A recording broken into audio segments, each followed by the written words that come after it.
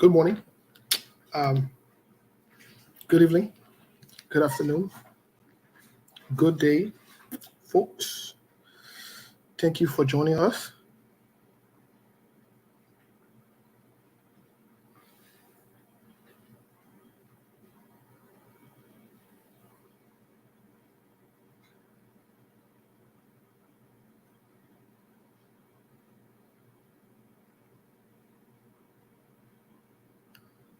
Um, Thank you for following us.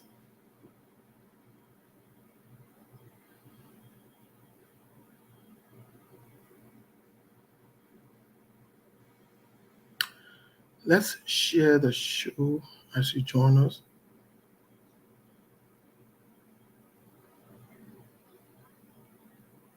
Let us know where you're following us from, please. Um, Share the show, please.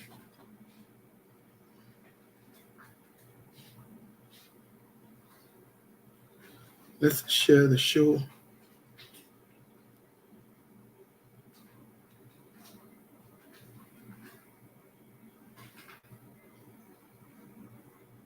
Let's share the show. Good afternoon, good evening, folks. I think we're still in Easter week, so happy Easter. We're still in Easter week, so happy Easter.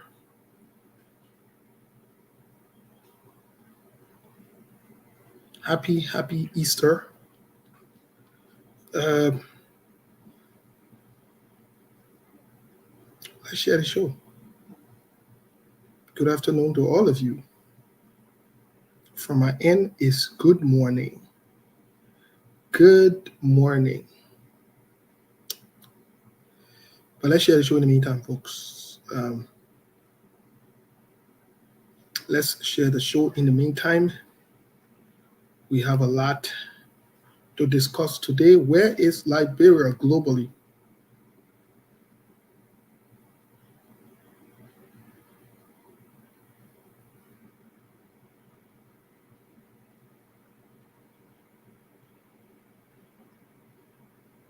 Um,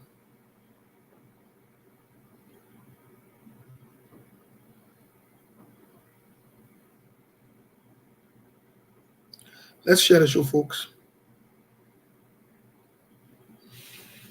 Thank you. Thank you, those of you watching us from New Jersey. Let's share the show, folks. I'm trying to get something done here really quick. Let's share the show.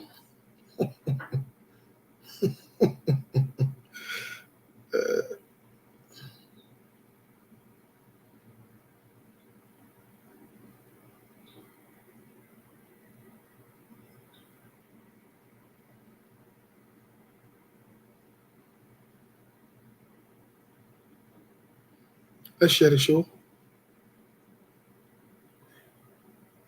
Siku will be joining us in a moment here. Let's share the show. Monk will be joining us. Folks, just give me a second.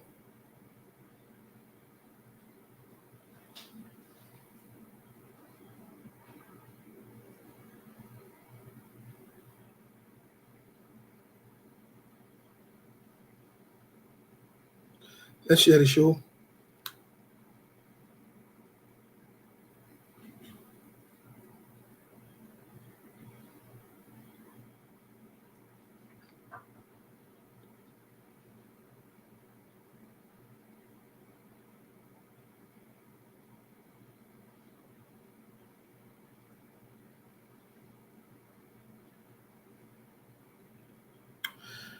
All right, let's share the show, folks. A lot of you are watching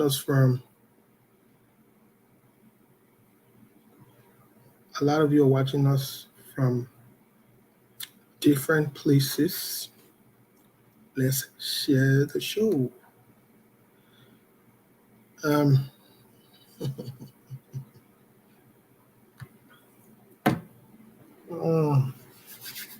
Let's share the show, folks.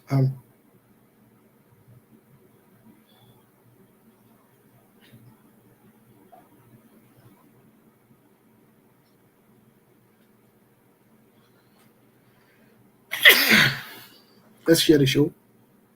Good afternoon, Chairman Dugley. Let me know where you're following us from, folks. Sorry, I had to do something really quick, so I'm very sorry. So I wasn't paying as much attention as I should have. Uh,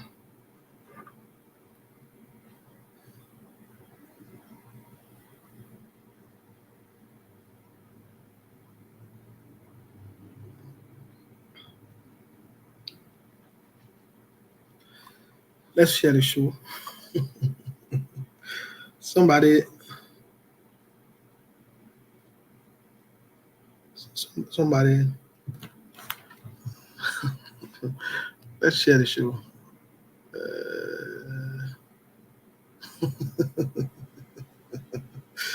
Phone can't finish, yeah.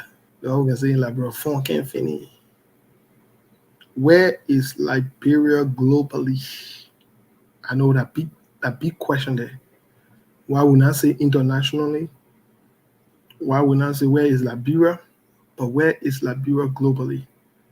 The word is changing swiftly in a fast way. Where is Liberia? That's what we want to talk about today. We want to determine, we want to look for Liberia on the world and global stage, because that's where decisions are made. That's where impacts are felt. Dana on different places. All the other places, yeah, and I'm bad to some extent, but hey, if you want to be big boy, you want to be big girl, you gotta be on the world stage. Where is Liberia globally? Let's share the show, folks. Let's share the show before we get into other news. Today we'll not talk about it. We'll not talk about the church people, because tomorrow Jesus will get up. When Jesus get up, and we'll talk.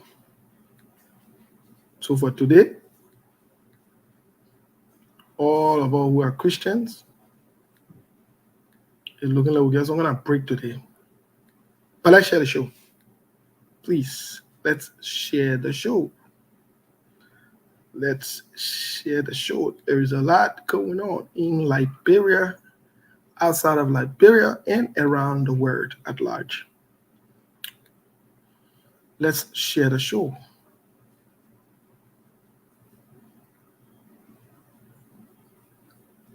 Very important. Let's talk international, global politics. Let's talk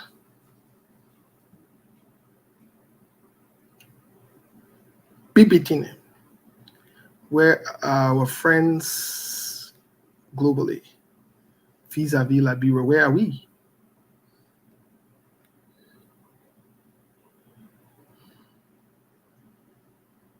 Where is Liberia? Okay. Eleanor says she's watching us from Atlanta, Georgia. Let me take this time to recognize some of you. I know some of you have been very, very, very, very, very instrumental. Some of you, you are diehard supporters. You don't give up. You have never given up on SKTV. So thank you so much. Thank you, and thank you. And so we'd like to recognize some of you. Let's see.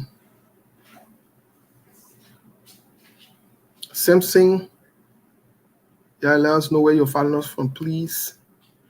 Simpson is here. Let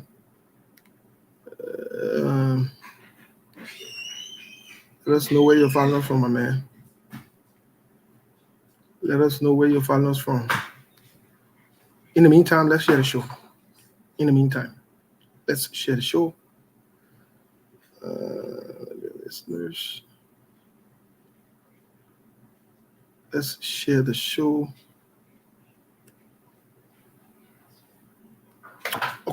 Let's share the show. We'll recognize you only if you tell where you're watching us from. Who's that? Kusuka Dosla from Harper, Maryland. I've heard of Harper, Maryland a lot. I think that's a place I would love to visit when I show face in Liberia next. I've heard of Harper, Maryland. Yata Burnett says she's watching from the Sunshine State. What is the Sunshine State? The Sunshine State maybe could be attributed to Arizona. I don't know. Which one you call the Sunshine State, Mama? Let us know, please. But thank you for following us. Let's recognize some of you today. Is that Fapi Flomo watching us from Oakland, California? Ernestine Bernard is watching us from Atlanta, Georgia. Emmanuel Jackson from Boston. Metro Kangra from Minnesota. If you didn't tell where you're watching us from when I call you. Eleanor Davis from Atlanta, Georgia. As far as we're concerned, Atlanta, Georgia is tapping right now. MC, is that Son Kerry? Following us from Santanasville resident along the RIA highway. Okay. Jan Bayboy is watching us from New Jersey. George Yond is watching us from Texas. Okay, so far, unless you write and tell us where you're watching us from, we wouldn't know. Let's see. Brazilian Monk, amazing, watching us from Florida. Okay, I hear you, bro. Who is that? Obi? I'm Emmanuel Davis watching you from Brooklyn, Ohio. Okay. Emmanuel Davis, thank you for watching us from Brooklyn, Ohio. Thank you so much. Nicholas Gray is watching us from Atlanta, Georgia. Simpson, welcome to the show. Welcome to this edition.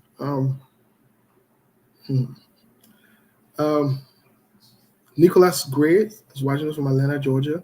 Ja Eddie is watching us from Grand Paso County. Matilda is watching us from where? Is that Patois? San Ocante? Okay, that's good.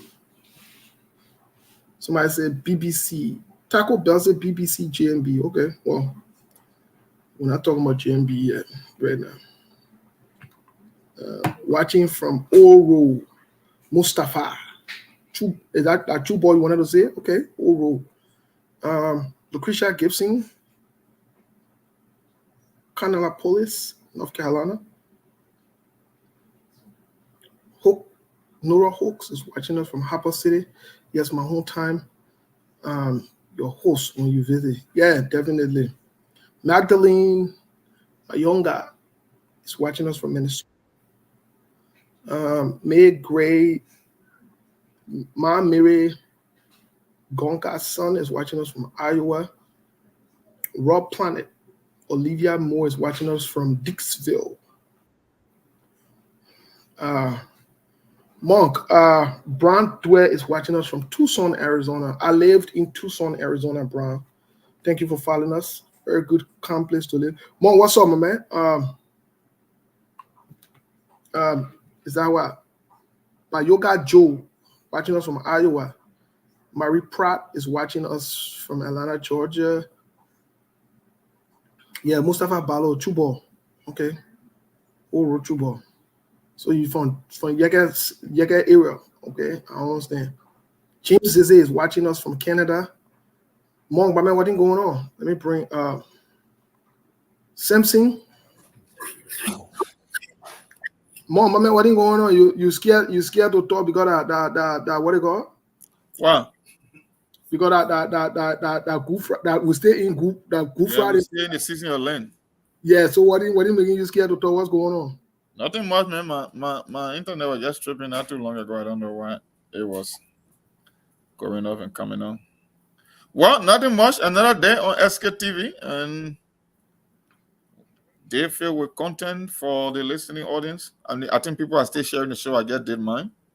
People need to share. As always, is a listing you can do. Just click, few clicks, and that's it. Most definitely, sir. The other day. A lot of stuff going on domestically and internationally. For me, I focus more international politics because I know international politics affects domestic politics. So I don't pay too much attention as compared to what's going on around the world. It's the same thing with how they call it. We were talking about policy yesterday. We had Leo. Leo too. He's versed on the international scene to know exactly what's going on, and then you can know what's going on for you. You see, that's the whole idea about domestic politics. When you understand the global politics, then you know how to position yourself on a local level because you know what's happening at the top, and it's almost a physical and spiritual.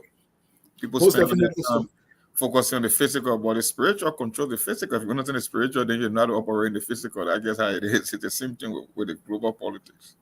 Speaking of the spiritual, Mark, as always,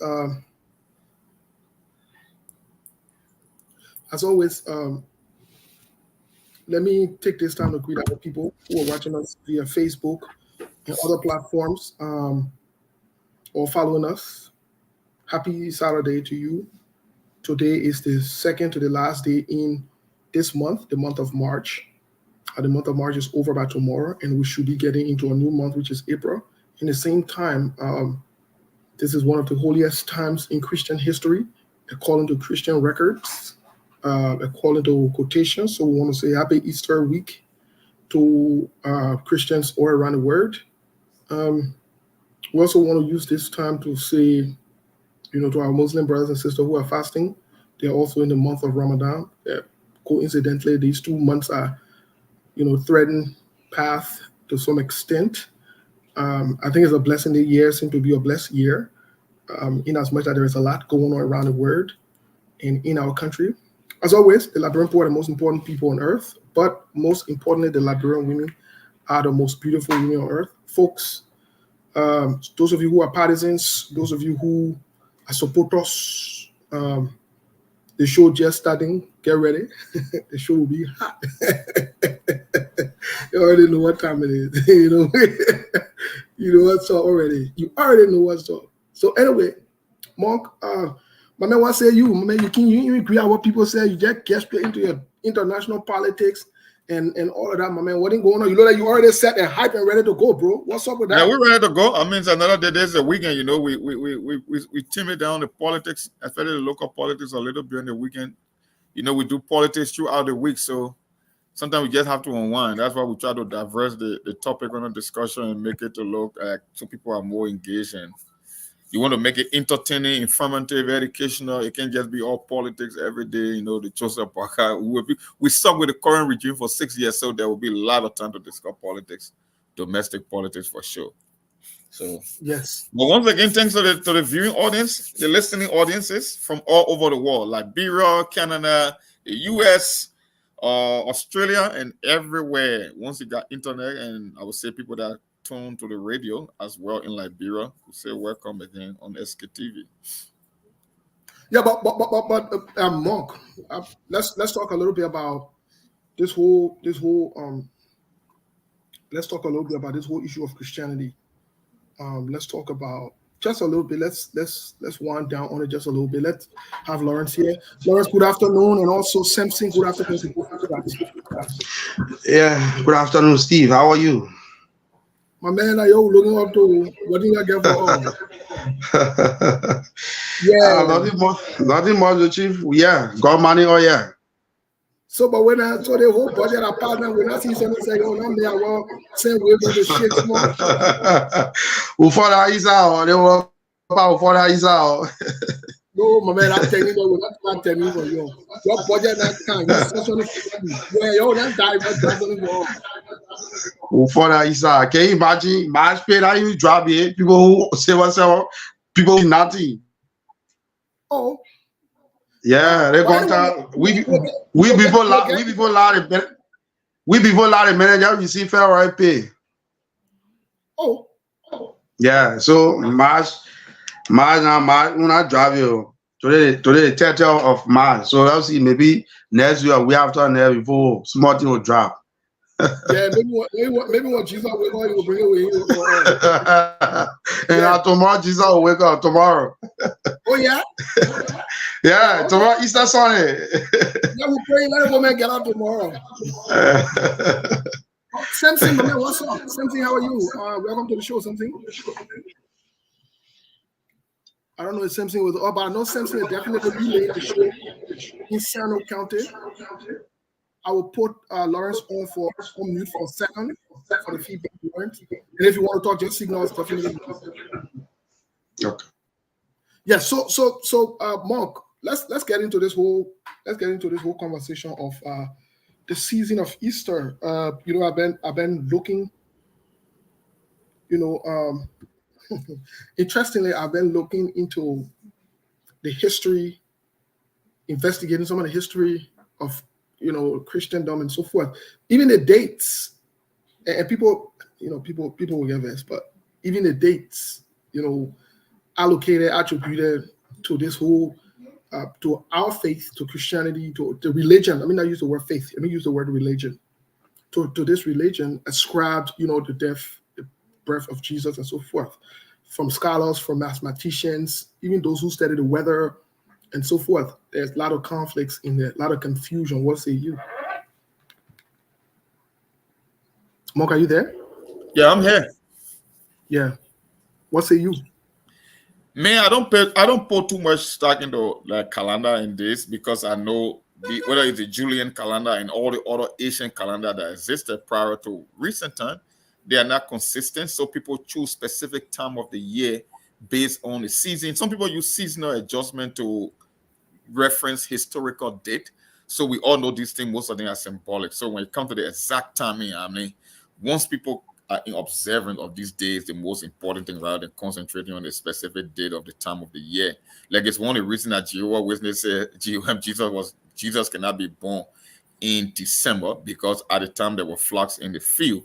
And traditionally in ancient time, they never have flock in the field in December. So that's their quant. Well, like I said, the whole thing is the essence of the holiday. It's not a specific date as to history, if you're going to refer to this. So far, I don't pay too much attention when it comes to the date. But once the event itself is highlighted and people can observe it, I think it's the most important thing because throughout history, date have never been precise as to the exact time as to which events occur, what time. So Mark, you said throughout history, we'll take from the religious context. Let's bring it into just historical, whatever war, whatever it is. Yeah. Dates. I will hold you on that part because dates can be proven to some extent, especially in terms of history. For example, April 6th in our country is a day that certain event occur, right? But with in relations to Jesus's birth and so forth, yes, I will have to agree because even in the Middle East and other parts of the world, we know full well, or we are fully aware that in the winter you don't take sheep outside when it's snowing. No, that's not when people do that. And so the timing there was more likely so wrong. That's the truth of the matter. Yep, that's a fact. And so then what does that say? Even if the timing, the date, and the historicity they're misplaced, what does that say about? I know some people will get that, some people who are religious. Then it calls into question the event itself because if you get the date right, then that's where you are leading at. So we've been running with we've been trained, brainwashed into lots of different things that we believe. And yesterday, Leo made a very important statement that I think would help a lot. It will help Liberians, it will help the country, it will help the world at large. Just getting the facts on some of these different stories that we've heard. In Liberian people, we know how to change and twist stories. Oh, we know how to do that, especially if we want to use it to the disadvantage of someone or to undermine someone, or undermine an event or people or place or so forth. Can you imagine? Few years back, seditionists were telling us that President George we are worth $80 million United States dollars. That was a lot of Kim work. I mean that didn't make any sense. That was a lie. That was a blatant lie. And neither the President George we are come to even debunk that. Yeah. Or to even clear the air. But something strange I saw in a few days. I know that you're candidate. I know you will that the place you can get hyped here. But so let's get you hyped up a little bit to start the show because we just been warming up. I saw your boy Donald Trump selling Bible. What is going on? $59.99. What's up with that? $60. It was a customized Bible. It's not just a regular Bible. This is Easter season, and I saw Liberia all on TV being armed up. Kind of a funny for people who believe in evolution over creation that want to get rid of religious activities or affair in the country would be mad when Trump is selling Bible. Trump didn't just sell an ordinary Bible. Trump was selling a customized Bible with a bit of rice imprinted into it. He got a certain portion of the Constitution or the God Bless America hymnal was into that Bible. So it was a fundraising effort for Trump. But all of a sudden, I see liberals, people who want to kill baby in the name of choice, trying to play moral police when they have no moral themselves. They were just hailing and praising Joe Biden for setting a fundraiser for, I think, $25 million that he hosted with Obama and Bill Clinton. But all of a sudden, they have problem with Donald Trump selling Bible. I don't know who have problem when you sell a Bible. I don't know why is that. No, Monk. Let's be honest. And everybody buy Bibles in store. But somehow, when Trump is selling a Bible and then they are mad. Trump is selling a Bible because the religious right believe in Trump. It's an Easter season. It's a customized Bible that was produced specifically for that purpose. So I don't know what the big deal with it. Like liberals worry about the craziest thing ever. For some reason, Donald Trump just keep it awake at night. I don't get it. My man, hold on. Wait. So there was a scene Trump that turned the Bible upside down. Remember? How Trump turned the Bible upside down by saying two. Remember when he and the general went? What? No, more. Trump said 2 Corinthians and it was breaking news. But when Joe Biden referred to the psalmist as the promise, nobody heard in America. Okay. And he claimed to be a Catholic. The psalmist, he called it a promise, but it was not breaking news. Look, I don't I know you do everything to defend Trump. I know that. But let me ask you another question, bro. I know that. Yeah. Who would the proceeds go to? Will it go to the church or it go to Trump? It goes to the campaign. In America, we get campaign finance, and when you raise money for campaign, you don't use it for personal reason. No. Who do you think you're going to? Well, let's get to the thing. Let's get to the thing. But if Trump sells a Bible, let me ask you this question. If Trump is selling a Bible, why should the money go to the church? No, but wait now. You don't mix religion here with politics. Okay. So the Bible that Trump is selling is a religious book. Now that Trump created, it's for the church. So if Trump really loves the church for you, why shouldn't the proceeds go to the church? Why should we go to him to benefit him? Why?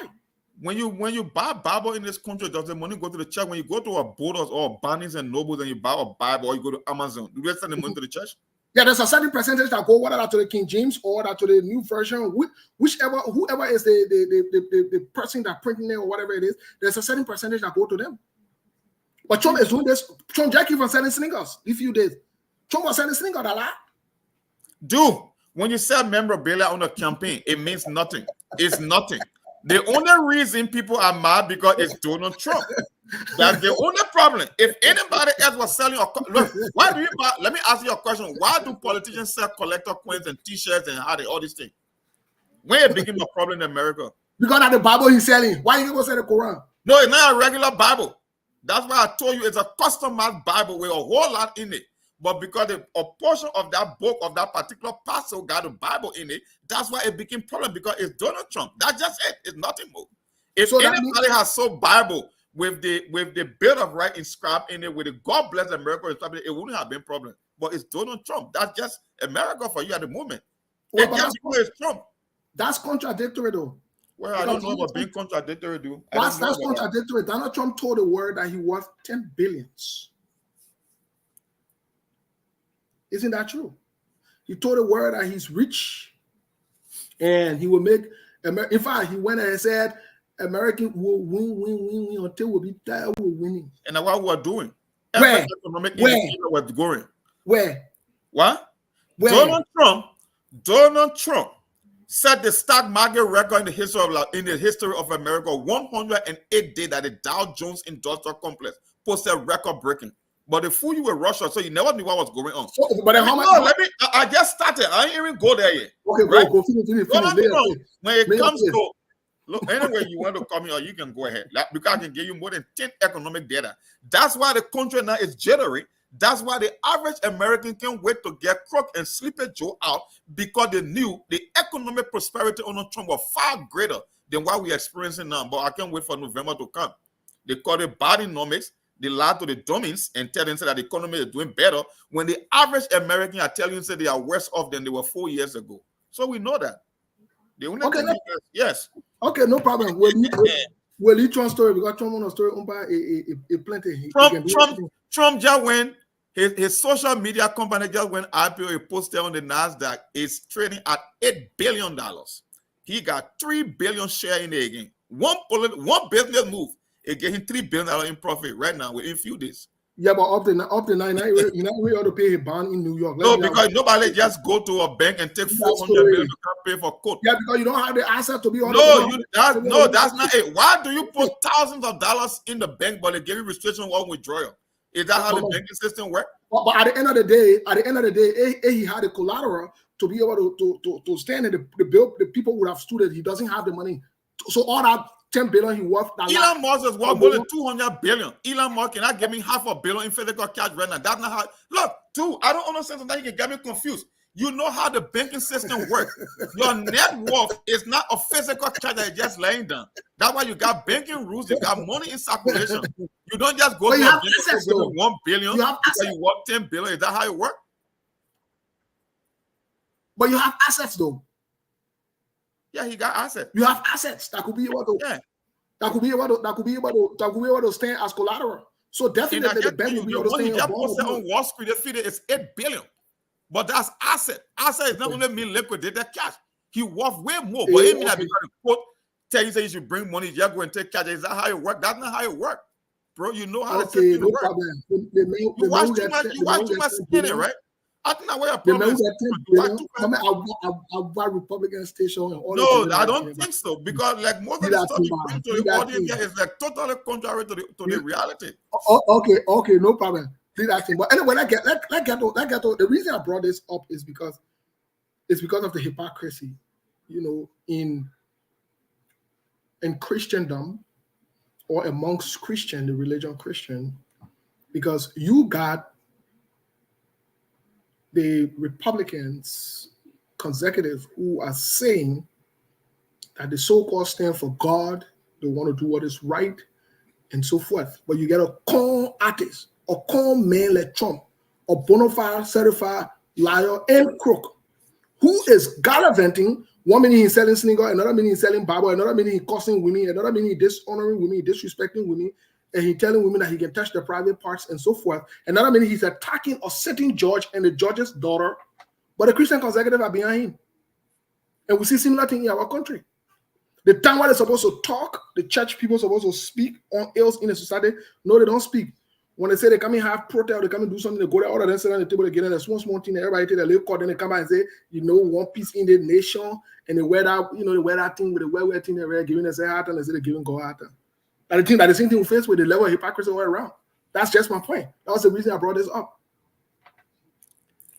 The church people in America doesn't support Trump because Trump is perfect or because Trump is righteous. They got something they call the lesser of two evil. They got two ideologies in America. The church people believe that in as much that Donald Trump is not perfect, the other party is worse off. That the fundamental belief, they don't believe in the sanctity of life. They believe that you can kill an innocent baby indiscriminately in the name of choice. They don't want anything that relating to God in this country being displayed, whether it's in courthouses. They want to tell you that a boy can come home and tell you that he's a girl. So even though the evangelical or the religious right in America believe that Donald Trump is not perfect as a human being, but his policy, his idea, and what he subscribed to is better than the opposite party. That's the logic. So let me ask you about this policy before we get to the Liberian politics and other international policy. Alienating and isolating other religion, other religious people in the name of you banning them from coming to America and so forth, when the scriptures clearly says that we should love our neighbors as we love ourselves. Do you think that falls in line with Christian. Who alienated people from coming to America? Soon Donald Trump came to power. The first thing there was a Christian ban, the Muslim ban that he instated. He put into. That's why I tell you, the problem with you is you watch too much fake news. No, Give me a chance. Let me tell you about the Muslim ban thing.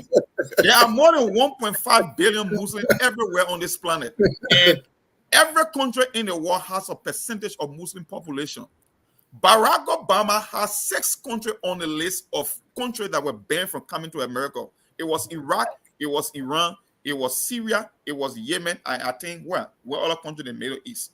That's what Donald Trump was referring to when he said there should be a Muslim ban. Donald Trump never said every Muslim coming to America should be banned. That's the lie.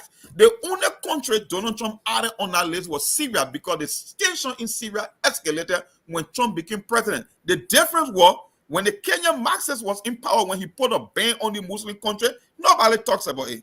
It was the same thing we talk about COVID. When COVID was coming from China in 2000 through San Francisco, because more flights coming from Asia transition in San Francisco before coming to New York.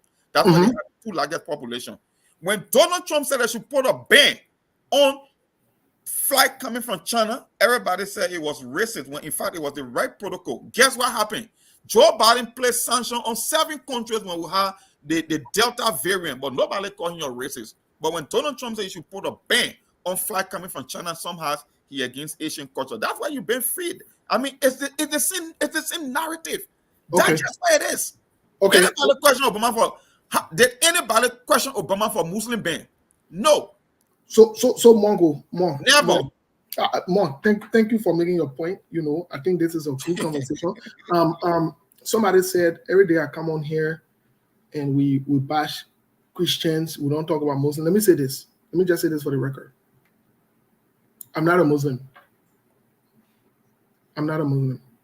So I got no fish to fry now. Or the one that concern me, where the hypocritical behavior is, that the one that concern me. If you mean anybody who's Muslim, you want to come and talk about Muslim or the religion, you can come. You're more than welcome. We'll have the conversation. But I'm not a Muslim. Why? I don't talk into things that don't concern me. Yeah. The Muslim people, what they do, they don't concern me. I'm not Muslim. The Christian people, the religion which I'm part of, where there's huge hypocrisy, where there is huge confusion, that then I will talk about. Yep, and I will talk about it any day, anytime.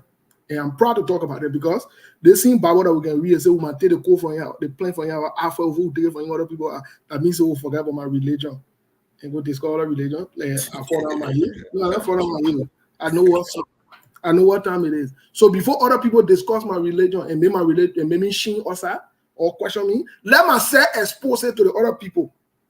Let me say it. And let me tell you something. I'm not Jesus defender. I'm not God protector. I'm not here to defend God. No, that's my side. If you here to defend God, go defend him. I'm not here to defend God. I'm here to say what we the human beings can do that's hypocritical, especially us Liberians. That's what I'm here to say. I'm here to tell the Liberian people that you don't need to buy holy oil. They weak. Next week you buy holy water. Another week somebody groom man standing in front of groom man as a woman take out your clothes and he bathing you and they say they're healing you. That's foolishness in totality. Which news you watch? For your information or readers, I don't watch news. I follow think tanks because I where policies are being made. If I want to read article, I go to the international journalists or how they call it. Say they got almost like an organization, investigative journalists. I watch C-SPAN because that's where lawmaker goes and argue an idea. I shut my TV off in America since 2014 from the day Larry King, a CNN reporter that worked for 33 years with CNN, went on Russian televisions and said that when you are watching news in America, you are not watching news. You are watching people that are trying to sway your political opinion. That was the last time I put TV on this country. When I'm watching TV, I'm either watching maybe something like Al Jazeera just to get perspective of other news, or maybe I'm watching soccer. Religiously, I follow soccer. If I want to get bored, if I can watch African movie, I watch the Cartoon Network just to laugh. That's it. I don't watch news. Yeah, for your information. That means I can watch The Simpsons. I can watch Family Guy. I can watch what the other guy name? One other funny guy used to be on Family Guy, but he got his own show now. Let's do it. The one I've looked at football, he like, hey, looking at football, right? Yeah, Stewie, that my boy. But I let Peter Griffin. I let Peter Griffin. my man. I watch Cartoon Network. I don't watch news. But Monk, let's get to the geopolitics as to where we are from an international standpoint. Even though people have overlooked it, or people are overlooking it, but we seem to be drawing international. I'm not sure if you read what Chris Smith said, followed by previously what Beth said, and from a global standpoint, whether it's President Donald Trump or is Joe Biden that wins the election, either one of them that win the election come November. One thing is for sure, there are parts of the American foreign policy that don't change. No, it doesn't change. And one of the things that will not change, will be maybe the policy towards Liberia. No, it will not change. So my question to you is, Monk, why Ghana and other people are making headways, whether it's getting loans, SKTV reported during this week, sometime this week, I think it was on Wednesday, that, we're not getting no more credits, we're not getting no more loans or so forth. Everything has been put to halt. And the government is aware of it. They have not told the people yet, but they are aware of it. And so, Monk, what say you with this diplomatic pressure that's coming through? What do you say from a global standpoint? The thing is, America herself is in trouble. America is. Why do you think the people came out with the whole MCC thing? Because the way in which they used to give loans or grant back in the day, it was just like all over the place. Now they want to be strategic. They want to get more bangs for their buck. It was the same yesterday that I said there's an economic realignment that is going on. America is in a debt that is uncontrollable that we cannot get out of. Because that one leverage America had, that she was the world reserve currency, is being challenged. And you remember the story that I gave you that happened in 1971 under Richard Nixon presidency, when he got rid of the gold standard. The reason Reagan got of the gold standard was the Bretton Woods system was, in order to print money, you should have a specific amount of gold in your reserve to back the money, because gold had always been the reserve currency throughout human history, right? But when America started getting into more wars and started giving more grants and started giving more loans and started expanding her military, she was printing more money that was far way greater than the number of gold or the reserve that she had in her vault when it comes to the Federal Reserve System. So Nixon said, no, this is uncontrollable. This is unsustainable. We must get rid of the gold standard and go to the fiat currency system.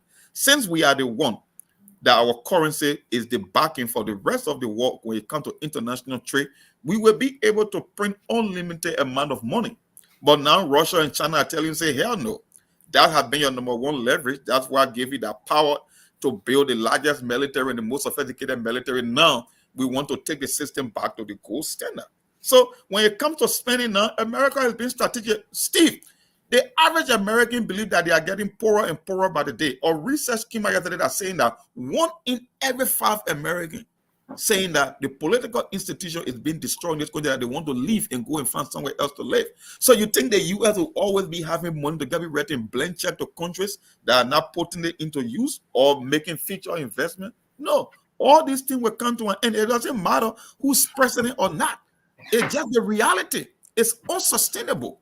We can't keep throwing hundreds of millions of dollars. The average American here, the infrastructure here is crumbling. Everything is being broken down. It's tough in America. America herself is in debt. And you think there will be money all around the place to be given to corrupt bureaucrats? I don't think that's going to continue. It's not. Mark, totally, I'm in agreement with you that the United States has to regulate some of these things. The United States has to ensure that, she's getting some return on her investments. Let's put it that way. So it's no longer, having your way Burger King thing that used to happen a couple of years back. But here is where my question is tailored. Monk, how the whole pressure, the whole thing about the economy and maybe America or the United States not providing any kind of money like it was before, or the government is not working in line with our current government is not working in line with the United States. They're not keeping a part of the deal and so forth. how does my old man and my papa who all the way in Bon County feel this whole thing? Because all the thing what you're saying globally, when we talk about, when we talk about it from a global standpoint, yes, but how does it impact the poor, the common people? Let me put it that way in Liberia. It impacts in so many ways, directly or indirectly. Directly in the sense that, don't forget, most of the projects or programs in Liberia are always international. It's funded internationally. Even up to our budget, we get budgetary support from the US, right? That's one thing. One thing the people in the diaspora fail to realize, that we are paying 2 times the tax or the burden, right? We got relatives, we got family, whether it comes to their feeding, their medical bill, their children's school fee, it comes from you indirectly. If you got 40 years inflation, one of the worst inflation we have seen in the past 40 years is happening in America. What do you think is going to happen? If your income is not rising up to the living standard or the cost of living, what do you think is going to happen? It's going to cut on the amount you send to people in Liberia, right? That's just basic economic. If I cannot pay my bills here and things are getting tougher here, then most definitely the money that I send in remittances is going to reduce as well. So, and don't forget, American government does not print money out of thin air. Look, I was reading or research or study from the University of Minnesota. Do you know the economic contribution of the Liberians in Minnesota to the to the economy here in the state alone? No. Can you provide $2.8 billion?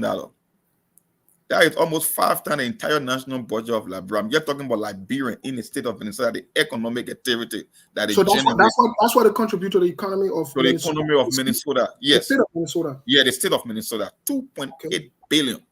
So think about that. If people here are being squeezed financially, it's going to affect Liberia. And in the same way, if the U.S. cannot take governors resources in terms of taxes, because all the U.S. government is known for doing. They are very smart in that when it comes to raising revenue. And where you think they take this money from the very same people that are working, whether it's their retirement, whether it's healthcare, whether it's buying home, whether it's owning stock in the market, that's how they generate funds. So either way, we paying 2 times the cost. So Steve, if things is getting tougher on you from an economic standpoint, who you think are going to affect? Your relatives and friends and people that can call you overseas for you to assist them, because it affects you directly and indirectly, even up to your national budget. So we are in this thing for a very, very long time. It's not going to change anytime soon until we can change our way of doing business. That is why strategic leaders that got visionary, what they are doing, they are making long-term investment that will end up growing the economy so people can be able to afford for themselves, so you can have more jobs. That's what investment is all about. People building roads. You go to Ghana and see them, they're building 3 international airports. They are expanding their road. They are building amusement parks. They are investing because they know the more you grow the economy, the more opportunity you create for the average person.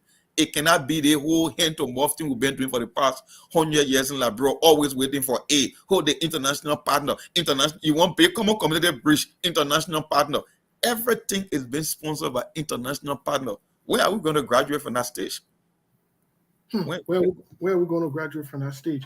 But Mark, I'm not sure if you listen to the most recent BBC interview with our president, or I'm not sure if you have the transcript. Do you have the transcript? What? Our president, Joseph Yuma Boakai, had an interview with BBC. I'm asking, do you have the transcript of that? I read it. I should be. Let me send it to you. I have the transcript here. I want us to get into it because that's on an international front. Based on that, I just sent it to you. If you have a moment, we can go through it as to what our president is saying to the world vis-a-vis his actions. President Joseph Yuma Boakai, folks, bear with us as we. This came out on the 28th, which was 2 days ago. Bear with us here as we. Mark, do you have it? I know Lawrence is trying to connect, but they're looking like you're not making it. Yeah, they love all in your app, but you're not making it. Lawrence, you can go out and come back in. You're not making it yet, my bro. You're not making it.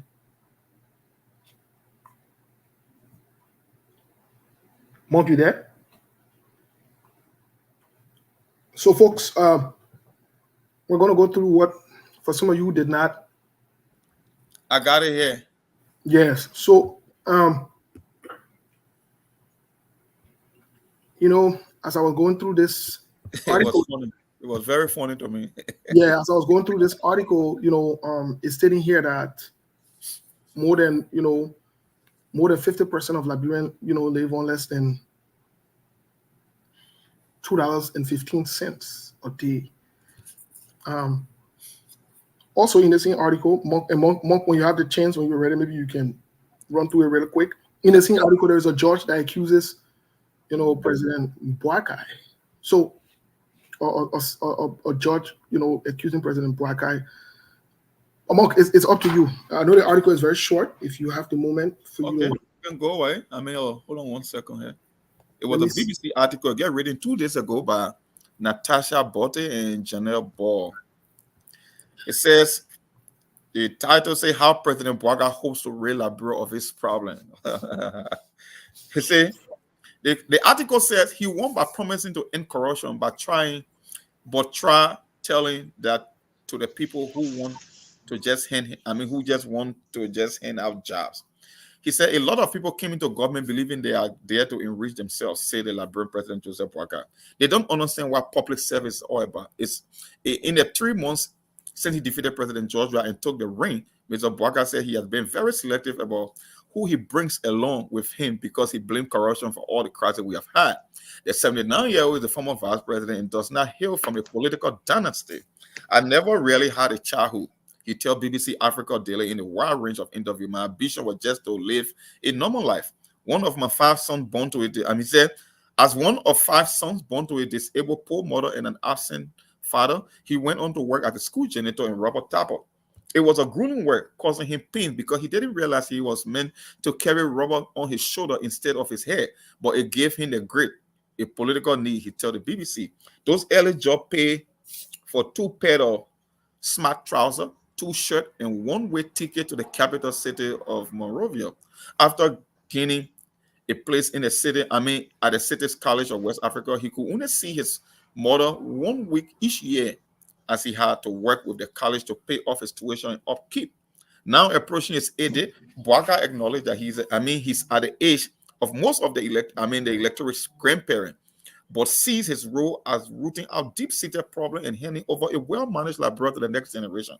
I'm here to only guide a process to bring this country to where it should be, and then we can take it over. So how successful has he been so far?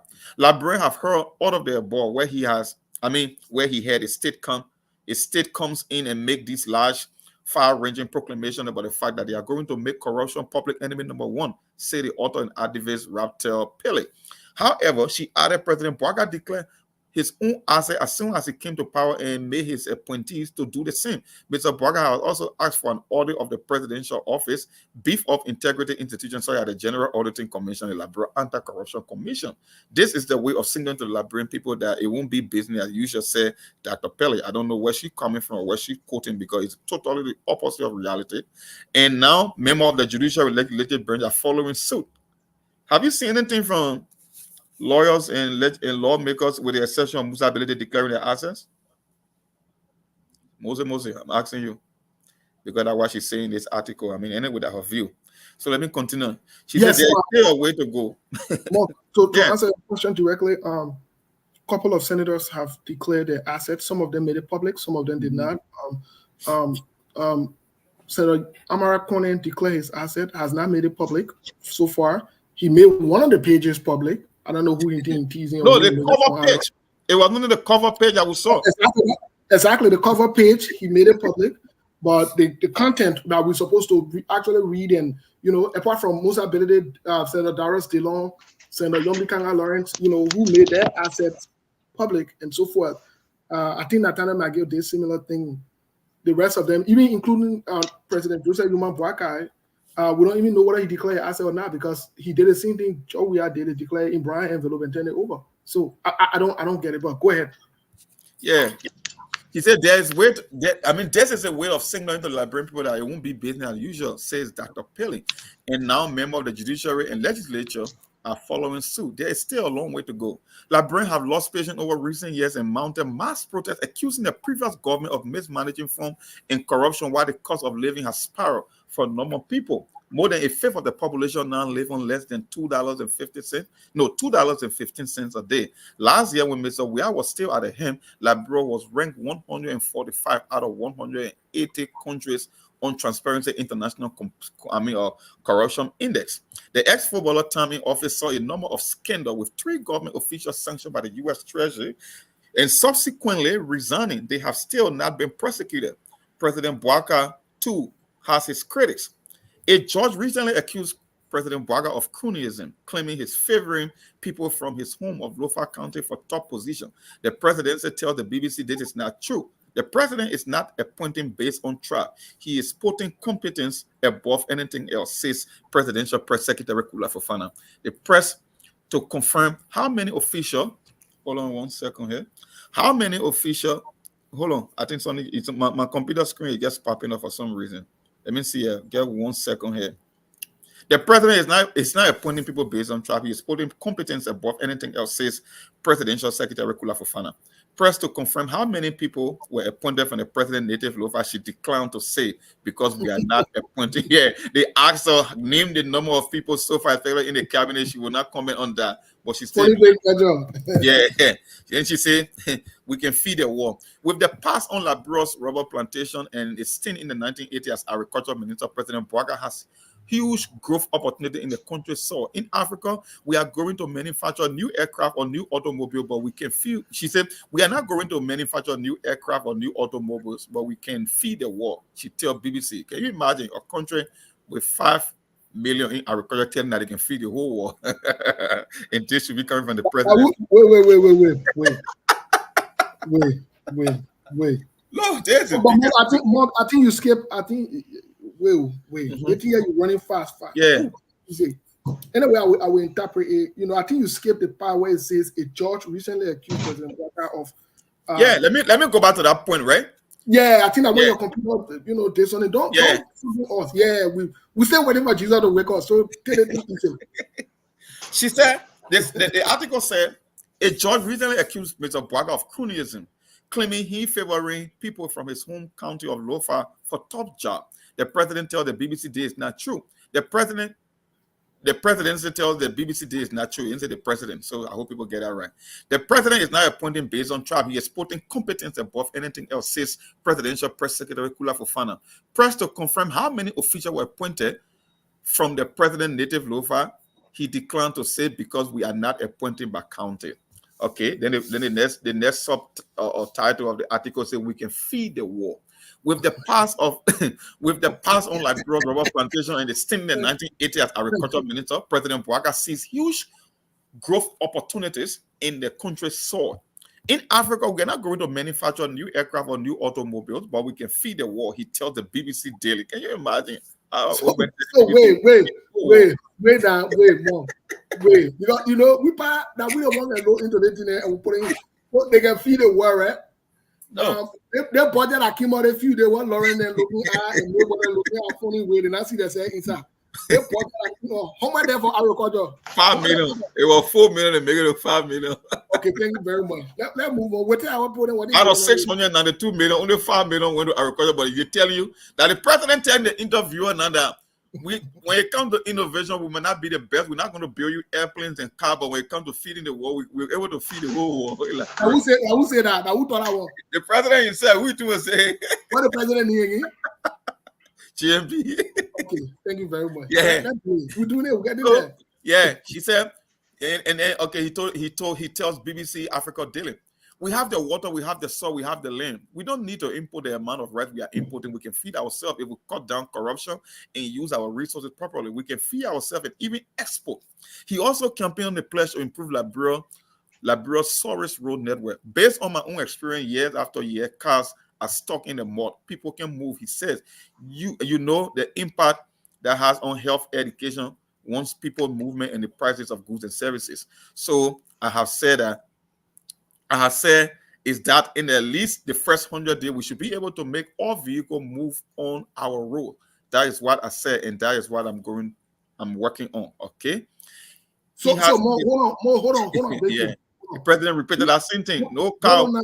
Let me ask Milborn and Lawrence. Yeah, ask our guys. The most recent accident that happened in River, I know that River says. What was the cause for that accident? Are you talking about the mudslide? What was the cause for it again? The mudslide, right? That happened in Riverside. Riverside. Yeah, Yes. that was the cause of the accident. When the 100 day, the one of the things President Joseph Boakai told us, and we respect that. What did he say will not happen again? No car will be stuck in the mud or on the road. Right? So what did the accident that happened? What did kill the people? Mudslide gold money. In 100 days, President Joseph Boakai, his view of people, no car being stuck or whatever it is, that's not true. Because the same thing what he's saying, we're coming to face, almost he gone 60 or 66 or 67 days now. Out of 100. Okay. So finish reading our thing, then we'll bring it to our principle. Yeah, correct. He said I will read that portion over get to speak with the audience. He said he campaigned on a pledge to improve Liberia sorry roads network. Based on my experience year after year, cars are stuck in the mud. People can move. He says, you know the impact that has on health, education, our people movement, and the price of goods and services. So I have said is that in at least the first 100 days, we should be able to make all vehicle moves on our road. That is what I said, and that's what I'm working on. He has his work cut off for him. He knows, but he still finds some moments to relax. I never have time, for much more fun, but I love all kinds of music. He's talking about jazz music and African music, and I'm a lover of sports. That one I know. I'm an Arsenal fan. I've been to the Emirates twice, and I get all my souvenirs. That the Papi talking. He loves music. He loves to relax. He into jazz, African music, and he's a big fan of Arsenal. That I know for sure because he paid a visit to the Emirates Stadium. So that ends the article. It will get a summary. They didn't give the full interview transcript, but these are just highlight of the interview itself. Thank you, Mo. My people, our president Joseph Boakai, he was talking to the white people. He was talking to the white people on BBC, and all of you know BBC because even in the war, BBC then that didn't want there, and you know our other son, our pa, our uncle, he was working for BBC. They call him Jeneton Pelele. You all know him. And our president go talk to BBC. They ask the president. The president say the only thing therefore is to set the country so he can give it to other people. He know that the work there, they're not easy work. But our president now, when he was talking, some of the things he said now I confused some of us. Our president said Liberia able to feed the whole world. And you see the kind of trouble our president put in our way. More why you laughing? And you see the kind of problem our president won't bring to our president said Liberia able to feed the whole world. So when they ask him what is going on, how Liberia can feed the whole world, he said Liberia can make airplane, that one are true. He said Liberia able to make all the thing and the technology thing and that one are true. But then he said Liberia cut down corruption, Liberia able to feed everybody in Liberia, and Liberia able to feed the whole world. But my only thing why I get with the thing what the president said, the time kind for the president to put money for the people that who's going to help her to feed the whole world. The president only put 2,000 there. 2 million. That 2 million, right? My poor, you help me, you know the bowl. So now I think we get 5 million inside there for agriculture. That 5 million can feed all in the country. That the 5 million we're looking at. And in that 5 million there, when the agriculture be men and they traveling from there, he pay from there, he put them working with him from there, take the pay them from there. That is there. But that's not the issue there. That one of the issue. No, Steve, I'm not breaking you. Let me just give you the whole scenario. As Mike explained it. Think about it 1 second, right? the population of Liberia is little over 5 million, right? And 5 million allocated for the budget in agriculture. So it means every Liberian is entitled to $1. And there's a minute telling you can feed the whole world. Go ahead, bro. I mean, yeah, what my friend said, Jenna, the president gave 5 million, and that 5 million people in Liberia. That means all of y'all, everybody get $1. Even Melbourne get $1 there. And I know Melbourne go out for $1 for the whole year. $1. For the whole year. Lauren need $1 from there for the whole year. So that so everybody just go collect your dollar. If you want to buy cracker like your business, you want to buy biscuit like your business, you want to buy kuwait like your business, you want to buy even roasted plenty, you want to buy with $1. Do not worry about that one. So the president but the other part again, you know, the president get one woman working with him. Honey Kula Fofana. And the people who know both, they can call them press secretary. And that people then the press secretary then they unaware that to talk for the president. And one of the judges in Liberia to the I don't know if he's from the Sagre Court or in from Wagana Court, but one of the big judges in Liberia say our president only getting people from his county job. We from Lofa County. And me who say now too are from Lofa, you don't get job here. But they say they only giving people from Lofa job. And Kula Fofana, who working with the president, Kande, she said that other one there, she not able to talk about it. Because they asked her, how many people from Lofa did not get work? She said she not able to talk about that one. The president now giving job because of Kante. But when you look at it too, no utoso. When you look at it too. And normally, the main internal minister, even though he say he's small soldier, he's a rebel, the president getting job, okay. That one person there. And Steven Zago, you all know Steven Zago, who used to be senator for Lofa. Steven Zago get job too. The president getting job. Okay, when we look at it too, we look at inside the Lofa people there too. And the president, nephew that used to be behind him 4-4. The Jacob Akoli, what when they send father, when they used to send 1,000 for the paper, he will go and take 600 from there and get 400. Jacob Akoli get job. So we're saying all the things for you to see, but the one that surprised everybody, the president said, no cow is still in the mud. So to my market women there, to my woman who can make market, and the way the dry season can you, maybe you can call on the show your tell or if the car then been sticking in the mud from from local to a border, or when you're coming from the border from Guinea, when you're driving your car there, if you can be because some of the pictures that we can see too, and some of our men too, that market women there too, some of our men got to get down in the car and push a car. And some of the car then to push them up the hill, and that's small thing. And and so that it won't bring to you there. Our president say, you will be able to feed the whole world. So the way the world looking at you now, they look that everybody will be coming for rest now.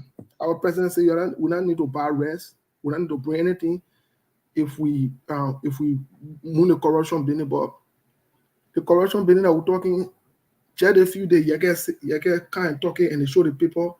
The president then gave all the lawmakers that were behind his own person 4,500. All of them, they gave them 4,500. When the president first come to power, then even put in inauguration here, the president promised all of them that he will give them money again. The other one counts. So the corruption business, and now the one who's speaking now, we not even know what in the president bank account. And we need to know. The president go, he take a bank account paper, he put it on a brown envelope and give it to the other people behind the hall. So the president himself has been very unfair that he not telling the Liberian people the truth because everything he told them is the BBC is the complete opposite of the reality. Yeah, so that way we are now. But Monk, I know we'll take calls here in a little bit here. Monk, what say you about the image based on the interview? What say you about what's been projected to the world at large from Joseph Boakai? That's been disingenuous. The president has not been sincere in his moves so far. it suggests that he's not even working towards that direction. He's not even working in that direction. You see, I keep saying on this show, there's a difference between ability and capability. When Joseph Boakai said Liberia can feed the world, we all know that's not a reality. We cannot even feed ourselves. We're not self-sufficient when it comes to food production. So the idea that we can even feed West Africa, least talk of the entire world, is joke, is laughable. Because just because you have the soil, you got better climate, you got the water. No, you must still be able to produce food. You know, let me tell you, let me give you this scenario. Like what happened in I think it was in Zimbabwe, right? Robert Mugabe decided that he was going to take land from the whites and give it to his people. The question was, your people are not industrial. They are not farmers. They are not known. They are not trained. They are not skilled for growing food on an industrial level. And guess what happened? Their whole economy collapsed because just because you give somebody a land, they must first be trained. They should be skilled and capable of cultivating the land. So that what happens in Zimbabwe, whole economy collapse. You took the farm from people who are trained, who've been doing it for generations, and you just want to give it to a poor because they are black people or because they are Zimbabweans. Okay, yeah. But you're now a skillful farmer. You don't know what it called making that farm. You don't know how to operate the equipment. So just because you have the land, you got a fertile soil, you got the water, does not mean you can feed the whole world of it. And your budget said it does not even suggest that you are thinking in that direction because I don't know what $5 million can do in the country with extreme poverty up to this. I mean, wow, you saw the World Bank later report. You coming from a country with 3.5 million people living below absolute poverty, and you're telling an international media that you can feed the world. It's a joke. It's laughable, but that's Liberia for you, my brother. But Monk, I know you keep saying it's a joke. You know, it's laughable. You keep saying all of this, and you know, I don't know if that man or that woman, but I know this person, you know, we're friends on Facebook before, you know, and I see a lot of different reactions from this speech. There are some people on Facebook and other places. You know, my question to you, Monk, is where do we go from here, though, based on what the president has said, based on what is the actual reality? Where do we go from here? Because this is not a joking matter. This is something that, you know, the Liberian people, whether we like it or not, the Liberian people will feel the pinch of it, like we can say, you know, and this is reality. Where do we go from here? Especially with this statement made by the president, because, I mean, anything the president says now, for the most part, especially in this context, is policy, or it's speaking on behalf of the nation. You know, directly, Joseph Boakai is not candidate anymore. Joseph Boakai is the sitting president. And so when he makes these kind of statements, and he has the power and the authority to do these things, where do we go from here? Moses, that's why I keep telling on the show. I mean, if you understand how society works and you understand how the whole thing about governance system works, you know that there is no path for us in Liberia. Because it's politics, it's election, it's electing president, it's leaders. Most of the time, people in the position of authority that determine, that set the platform or the stage for growth and development. You seen Joseph Boakai. We read article after article where we made suggestions, even on this very same asset recovery. And this is a man telling the international media, the BBC, of all people, that he is going to set an agenda or set the platform to move forward. But guess what? The very same integrity institution he's the one honor managing, especially the LACC. And we read it on the very same platform here. So there is no path for us. I don't know. Because if you want to transform Liberia to make that country a vibrant society, and Leo said it right. You know, the one thing I took from Leo yesterday, that it was like a punchline. He said you cannot get good governance out of a corrupt document.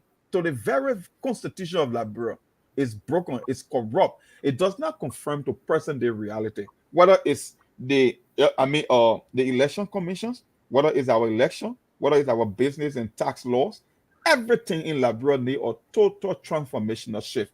And Joseph Boakai is not going to be someone that will do that. I don't believe so. He doesn't even have it to change the situation. So I don't know, because if you cannot change the system at a fundamental level, it means the next election cycle will still not change the future of Liberia. So I don't know. If I tell you I have an answer, I'm lying to you, because there are so many things that need to be addressed. Elections alone is not going to change it. Now, we talk about the voters themselves, the people that are making the decision. Look at the kind of leaders we've been having over the past, let's just say 12 years, the way our people making decisions. So the question you ask yourself is, at what stage we will get before realizing if you are guy that engaging a lot of reading, you see other economies, whether it's Tanzania, whether it's the Africa Coast, whether it's Ghana, whether it's Ethiopia, countries that are growing by upward of 7 to 8% annually.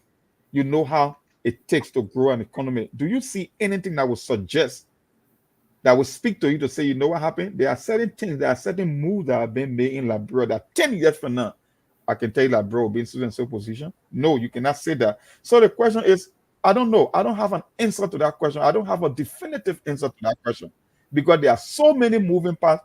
And I know my brother Lawrence himself will also agree with that because you can count the problem and the problems are insurmountable. The question is, when will you start addressing the fundamental problem, looking how the government is operating? I don't see it, my brother. But Monk, if you check your WhatsApp, let me say WhatsApp, your Facebook, let's conclude with this. Let's conclude on this topic based on what you're saying. I can see from where your confusion comes because even what is written is confusing and perplexing. It's not a reality. Mm-hmm. So please, can you help us with credit to Front Page Africa again? Can you help us with what was sent so that we can look into it? Because I read it the very first time, I kind of digest it, and I sat down for long and I shook my head. I said to myself, we are in some big trouble. I know some people might not want to admit to it, but we're in some very, very, very, very big trouble in terms of priorities, in terms of being realistic, in terms of being pragmatic, in terms of even being serious as a country. I'm not even talking about the global stage yet. Let's just talk about how we deal with our people. Let's just talk about the things that we bring up to our people and we project. So Mark, what say you? Look at that article real quick. I get an article. I'm going to read it for the audience, but I want to hear from Lawrence himself. Lawrence lives in Liberia. These are the guys that go through, they see the day-to-day struggle, they see the up and ground, they know what's happening in the country. They got a feel of things happening. Let Lawrence give a take. Lawrence, do you see progress being made, or that will give you something of an optimism to be like, okay, I'm optimistic about the future of Liberia? What move? I mean, what can you see that will really tell you that, you know what, 5 or 10 years from now, we will be on track or we will be making any progress? I don't know. You're there. You see it every day. You can relate better than I do. So let me get your perspective as well before I can go to the next article. Maybe Melbourne or anyone, you guys can chime in. I mean, come on. Shit. Lawrence, and you're 100% right there. Lawrence, what is your take? I mean, we're not trying to put you in a situation you can't handle. You can plead the fifth, but what is your take? What do you say?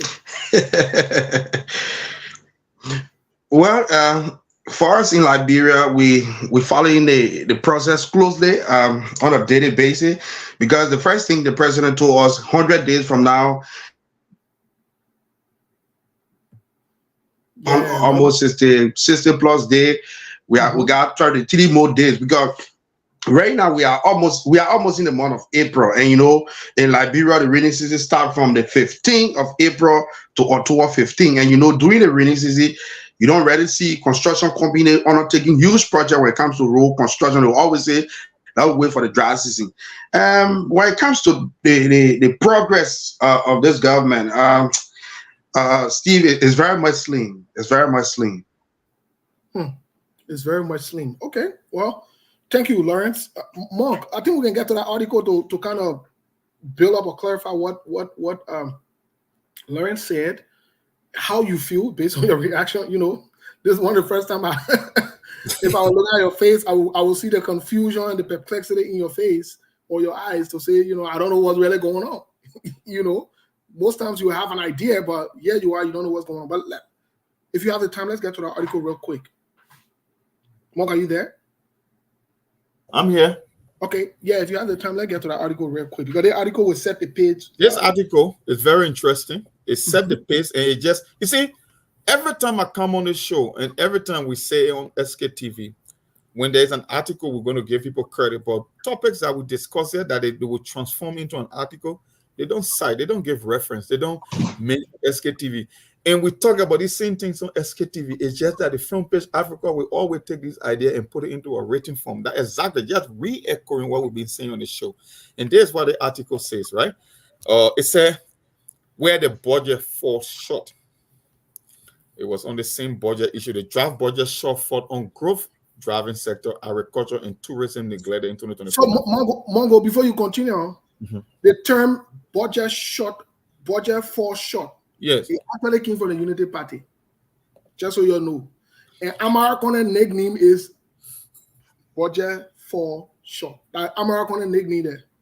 Yeah, but don't forget this article budget fall short is not the same, because the one we note American is noted for is like the government make a projection as to we will collect this amount in revenue at the end of the year, but then they fall short. That's the one. But this article on the budget shortfall, it means the priority that the government say that they were going to implement, it does not reflect in the budget. Because if you say you can fill the whole wall, you should put more money into agriculture than a mere 5 million. If you say you got in your vision, you're going to address tourism, and there is nothing allocated for tourism, then it means the budget that the meaning of this particular article as compared to when the government said we raise 10 million, then it raised only 5 million. That's a distinction there with this article. But anyway, let me just read it for the audience so they understand exactly. They say the draft national budget, which will initiate the agenda for President Joseph Boakai administration, is currently before the legislature for scrutiny, adjudication, and approval. The proposed budget of 692.41 million is slightly lower than what the previous administration has presented to the legislature. However, the budget was sent back to the executive when President Boakai assumed leadership to allow him the opportunity to realign with his priorities of the government. The draft budget attributes the budget decline to a projected 61.4% decrease in external sources. You see what we're just talking about? This is where how international politics affects you in Liberia. Now, go back, bigger. Let's read that part. Let's take it easy because let's take it easy because that particular part, we want to make sure we capture it. Can you go back to that? Let's please. It said the draft budget attributes the budget's decline to a 61.4% decrease in external resources. How many percentage? 61.4% drop. That's international support, like what you get from aid from the US and other international partners. That's what we're talking about when we say external resources. We've got what it means. So that means we're not talking about something about 33% now. We're not talking about something about 38% now. Yeah, I mean it's a 64% decrease in external resources as compared to other years that we're getting from international partners. Maybe some, mostly will come from aid and international partners. That's why I believe that's why it is. Okay, they said the domestic revenue is expected to reach to 649 million, with tax revenue comprising of only 531 million and non-tax revenue of 110 million. External resources are forecasted at just 42.43 million. So can you imagine? That's why I say it's a 61% decline. They say in terms of tax revenue composition, major contributors, including taxes of income profit, are 247 million, accounting for 45% of total revenue. Taxes on international trade, 191 million, representing 35.6%, and service tax as 85.2 million, contributing 15% in real property, and other taxes are 14.36 million, making up 5.7%. On the other hand, the non-tax revenue is estimated at 110 million, with property income tax leading to 85 million, constituting about 77% of non-tax revenue. The total expenditure, this is what we focus on the most. The total expenditure is divided into two main categories: recurring expenditure, which is 640 million.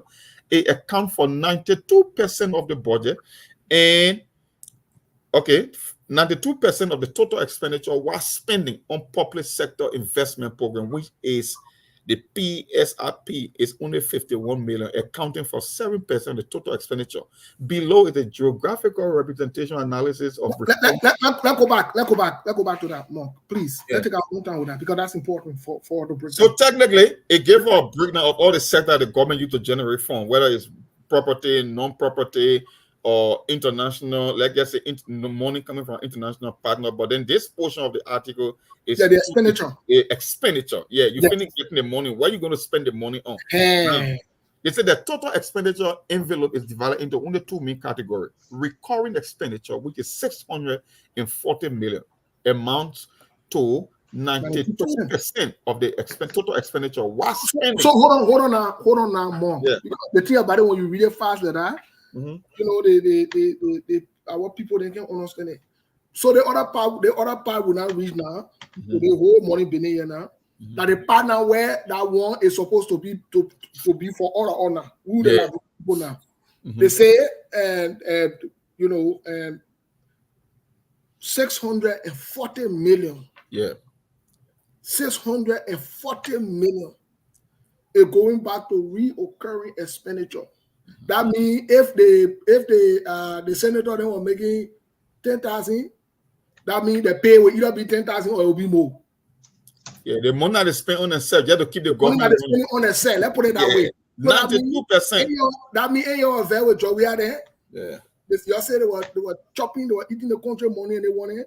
They say and the rescue men that come back, they're doing even more than what Joe were doing. That's what I mean. Let go. So they say the total expenditure envelope divided into two main categories: recurring expenditure, which is 640 million, accounts for 92% of the total expenditure, while spending on public sector investment program. That is the money that's going to you, the average librarian, whether that's building your roads, building your schools, your hospital, and making investment. So for all to feed the world, yeah, it only 51 million, only 7.5%. So they spend. So my papa, my oma, and my people there, they say in a 1 year, they only gave you 51 million. The umpa they take 600. The umpa they take 640 million. So that means the government say you're dead there, you're not nothing, you will support them, you're voting for them, they will enjoy. In fact, they say they will lay their hand good. Next time you will put yourself together. So they gave only 51 million, but they take look that real greedy hunter thing they own yet. Yeah. They take 600. You think about it, they take 640 million for their set. They want to get to you at 51 million. 640 million. That's why they come and divide among themselves. Then they take 40 million and 51 million. They say that one, y'all can do anything you want to do now. That ain't there. And your 5 million people, they only give you 51 million. Y'all will see yourself. Go ahead, more. Who there? You know, you get remember when you're picking growing up and the kid, the chicken in the house, right? Yeah. The uncle there, the dad, the mom, they eat all the time, all in there, then they give you the neck. Where ain't got no flesh, enough flesh. No, sometimes not even the neck, sometimes they get, you know, like the chicken foot, that drop foot. The next I get small flesh, the foot. That small foot. And know the country chicken and the foot ain't gonna be the foot can be drop.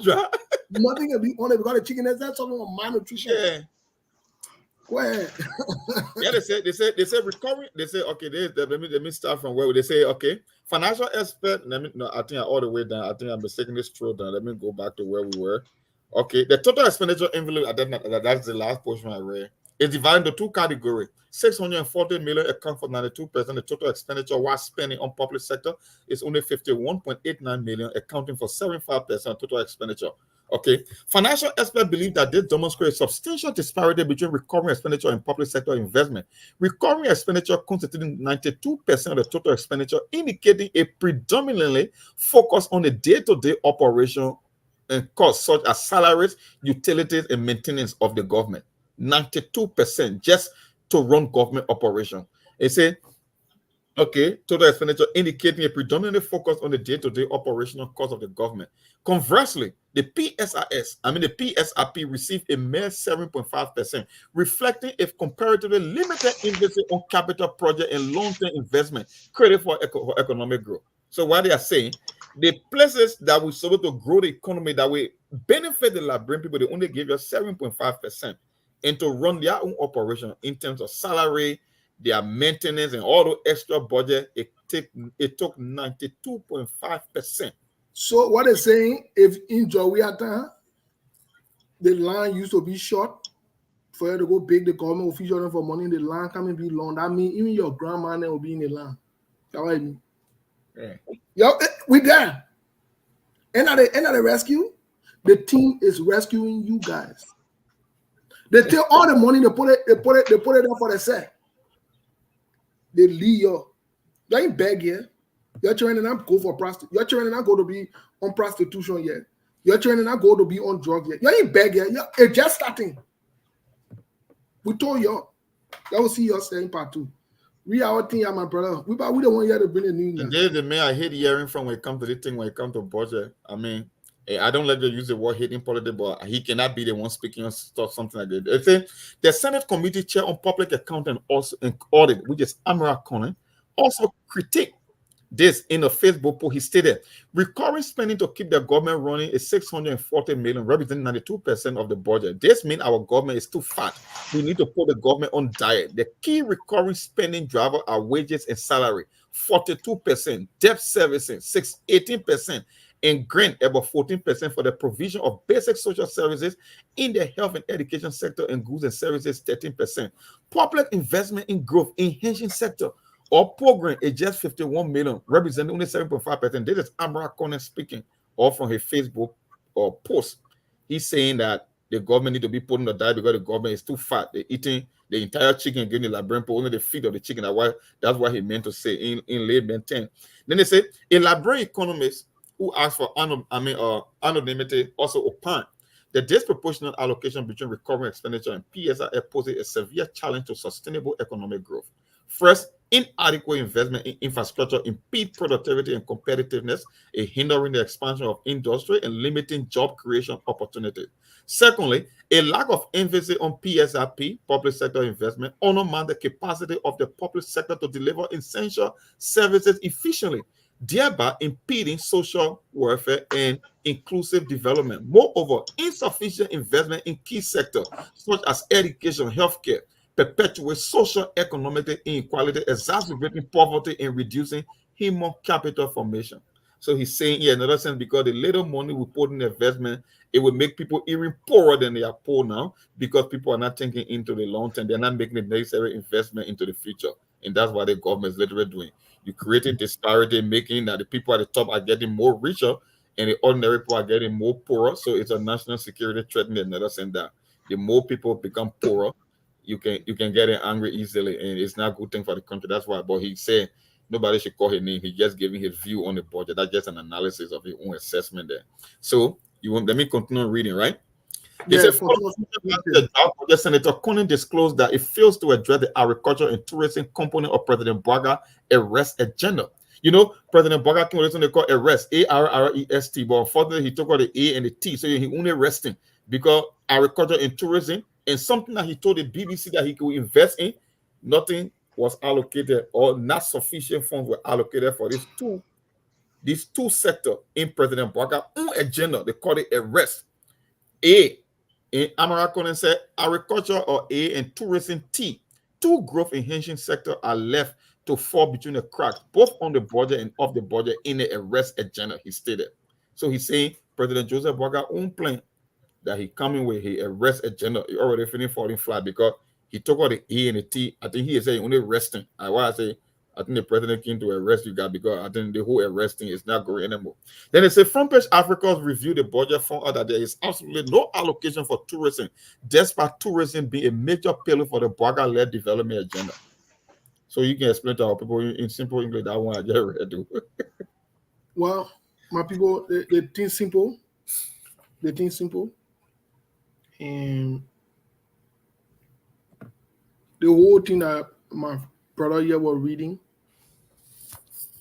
just to put in simple where you fall down inside. You think that you fall down inside doing Jowiata? You fall down inside the one bad way. Because even the rescue, the man who came later on the way, what American on the title on the rescue team? Rescue uncle? I'm one of the uncles, right? Or nephews? I know you rescue uncle or what kind of rescue. No, but maybe you can help her with American on the title because he was in war room passing around that day. And I think that he's some kind of serial technician and doing serial managing. I look at all of them for long, I just laugh. So, Melbourne, you scared to turn the radio? No, I'm not afraid. But mind you, send they gave the man. Let me say, I know kickback. Somebody can say they gave him kickback. So they silence him, send them the man back a little quiet. So sometimes when you see him, sometimes on the social media, he just maybe go there and just express how you feel about things and so on. But to admit, I can simply tell you that I'm calling a little bit far for the entire rescue wahala, or how you may call it, because he's you know, he's one of the custodians of the entire rescue team. Actually work hard in making sure that rescue came to be or been recognized as the winner. But when it comes to power sharing, I'm not calling our best. In fact, should I just slap or maybe been giving a little distance? There are no more, interest. People fought him because my you people were thinking that Ama Kone coming on board was like maybe for you to take over, the party.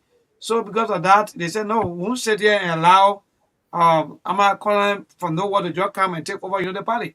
So because of that, I think these are news hearing. So because of Yeah. that, they had to muscle him. They got to make sure that at least they silence him. So indeed, he's silent, and I can tell you for free that Ama Kone is not really maybe active as he used to be.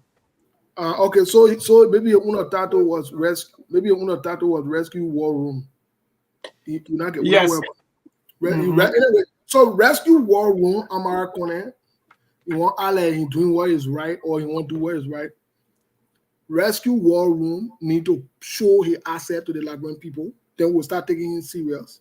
For now, as far as we're concerned, he Joseph Boakai then made him government bone and he will be government bone. He can do nothing. He don't make no decision. In fact, he belong in the war room. Let him be there. Why you gotta be coming outside me talking? We don't need time for the war room business. We don't need to be talking about policy or whatever. You're not in policy. You're not policy man, war room man. So in rescue war room, we'll wait 2029. We'll put him back in the rescue war room. For now, do what is right. We're not worried about him. So rescue war room, Amara Kone is bouncing around. You want to say the men not do ready, the men not do that, the men not do that. That your government, as far as we concerned, so that all of you brought this on us. That you were in the war room bouncing around that day. I can tell you that 100% yes, indeed, American. You are acting like Yes. you the next day. You acting like you crying. I see people that coming around you holding you, acting like you crying. You're not crying. The real crying there will start. So you rescue war room. So Mr. Rescue War Room, rest your body yet. We're not ready for you. 2029 we'll put you back in the war room. For now, rest your body. The only thing we want here from you, show up your assets, please. Any other thing, Papa, that we're not inside with you. We're not inside with you. You rescue war room man, that the only concern will get with you. So keep that rescue war room going. Do us. And now you know. That now you know, say the budget, you're not in the Labrampo interest. And now you know the time you were bouncing around, you know that they were not going to do the right thing. You know that. You knew that. And you were here passing around with Joseph Boakai. And you are in DC passing around with Joseph Boakai. You need to tell the Labrampo what thing. And now you pass around with Joseph Boakai, you're going to change his trousers there to different trousers and different suits. And are you rescue war room? Leo man. Now we have people put and discussing. We now have from rescue war room, and the day you get serious, we'll work with you. Until then, be in the war room. You belong in the war room. Just President Joe, we are in the TV room in Kenya to America to meet Joe Biden. You in war room. We're not worried about you. But Monk, so that there. As far as we're concerned, we're about to take some call from Liberia. That we hear from our people because we told you the budget not in your interest. And But will you complete the article? Please complete the article quick. When the complete article, then you start taking Yes, calls and indeed. you can go there. Because the way the bad job running now with that. Yeah, So go ahead because we are still listening, and I don't know whether you already conclude. If not, So then let me continue. conclude the article. I think I get a couple of paragraphs left, and then I will conclude the article. Yeah, conclude. Yeah. They say Front Page Africa carefully reviewed the budget fund that there's absolutely no allocation for tourism, just by tourism being a major pillar of the Boakai development agenda. Tourism boosts the revenue of the economy, it creates thousands of jobs, it develops infrastructure of the country, and plant a sense of cultural exchange between the foreigners and citizens. Conan stated, at a glance, sector mirroring the rule of law, rules, education, healthcare, and sanitation are somewhat prioritized, but the allocation of these sectors are mostly driven by wages, salary, and not necessarily investment. So Amra Conan is saying that even if you take out the A and the T from the balance one, the budget, the main sector that's supposed to grow the economy, even in the remaining letter of the rest, RRES, is still not resting. They rest is not resting. That's what he's trying to say in another sense here. He said, all at a glance, the sector monitoring the rule of law, the rules, and the health and sanitation are somewhat prioritized, but the allocation of these sectors are mostly driven by wages and salary. Still, the money still going to salary and not investment.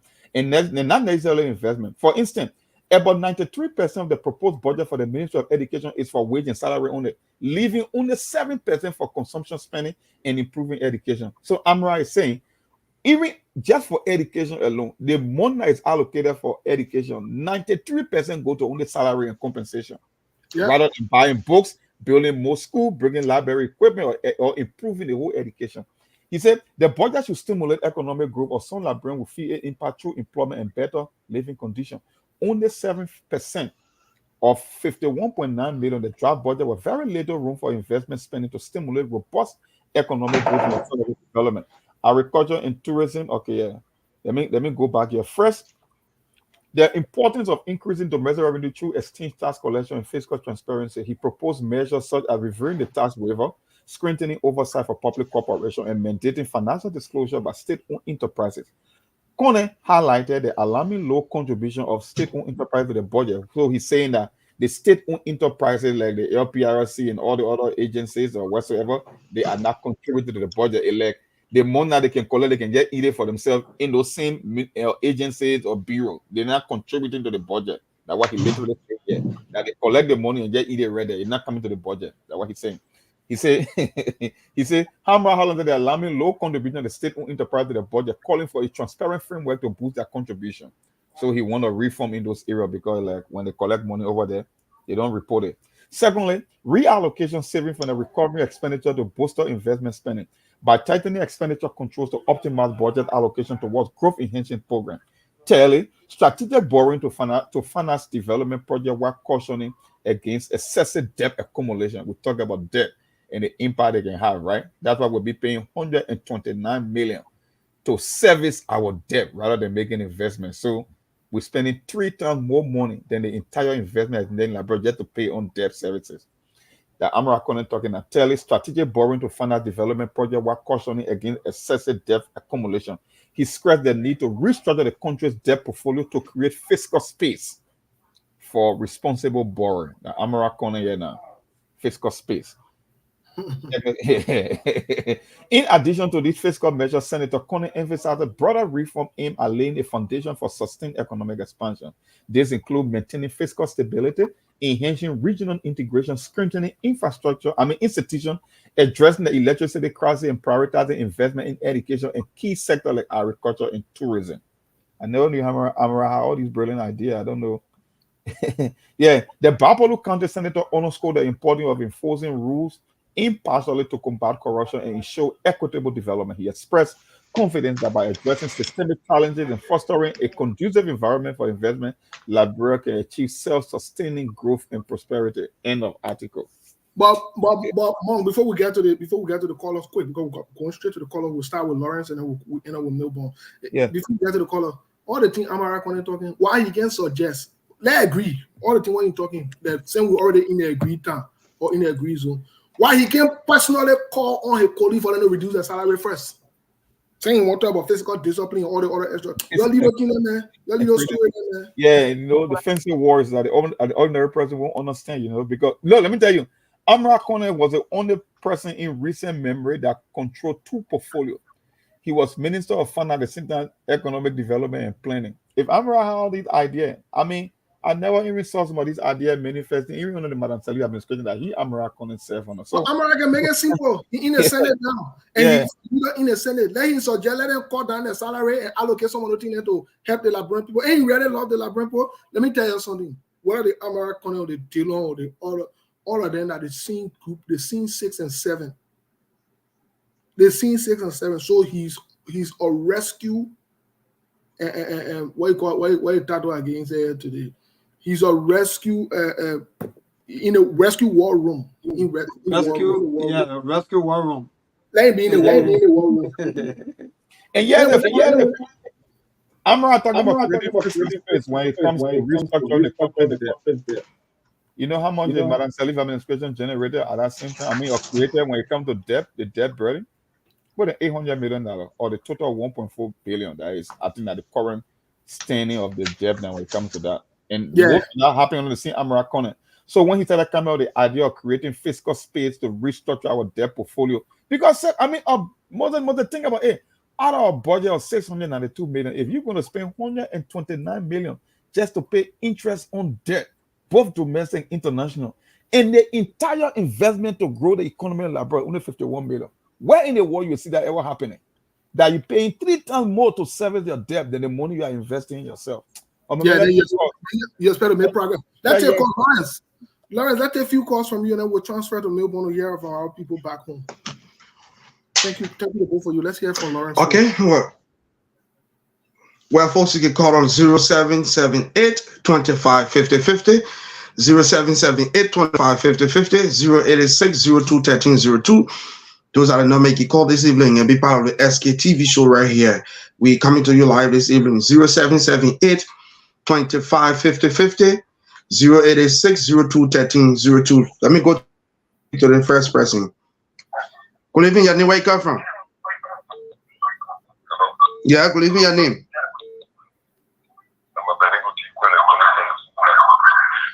Your alarm is your alarm. Good evening, your name. Yeah, go ahead.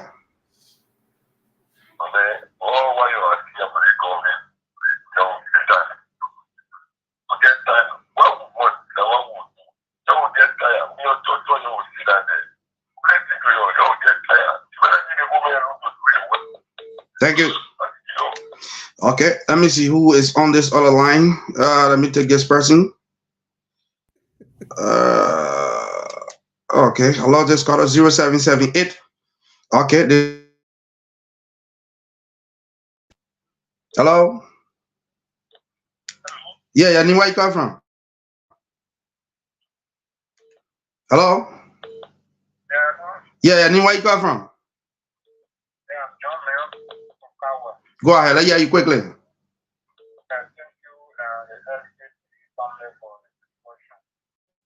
we told our friends in the campaign period that Boakai, they're coming to rescue and say all those things was being rescued.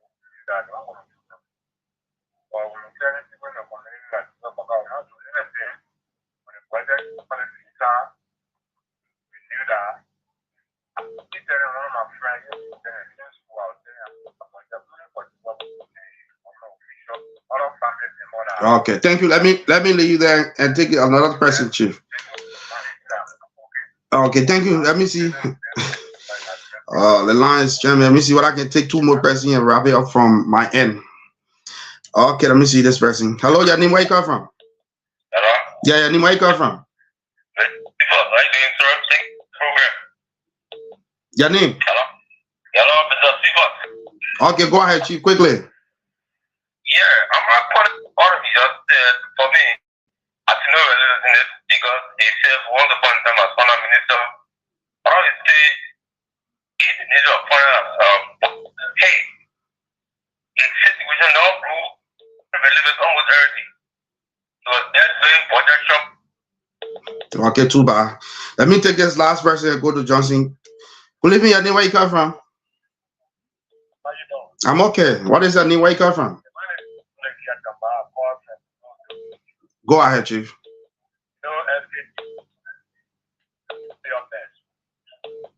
Continue to because that's what I call today. Thank you. You make your point. Johnson, you can take what you from here and Oh yeah. So Lawrence, let me just say, just continue with the course. We because I try to do adjustment into the B, but no way. Or to the caller who say in fact we thought that into you defend that. Okay, this person let me see who is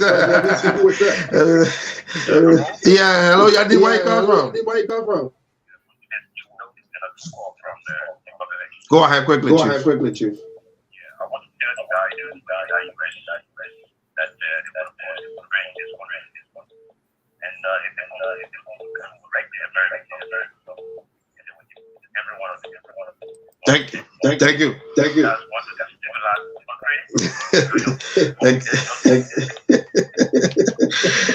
0778 45 50 50 086. Let me see who is on this line. Hello, your name, where you come from? Hello? Hello, getting me? Yeah, go ahead, your name. This is Daniel Joseph from the Fire. Go ahead, Chief. So when a child is born, the child don't pick up and taking step right of it. Mm-hmm. The child go through processes. That is the child to say before the child begin to this step. Mm-hmm. What I want to tell the FTV family is that this government, the government of the Liberian people, want to see the best of this country. Someone said the government is not serious when it comes to agriculture. And the president put it the best way he could, that it will stop corruption in agriculture. We can see ourselves in the world. The president has taken ourselves. Yes, he has said. The very first thing the president did is to make sure the agreement be made in agriculture. Let's look at the next budget. And that is not only that our lawmaker are looking at the budget. There's a possibility our lawmaker may step the budget up. Okay, thank you. The authority to be. Thank you. You make your point already. Let me take it. Let me go to this line and take this person on this side here this evening. Let me see who is on this other line. Let me see. Yeah. Okay, I will take 2 more calls and go to Steve. 0778. This person. Hello, Yanni, where you come from? Hello? Too bad. This person. Hello, Yanni, where you come from? Is there a name again?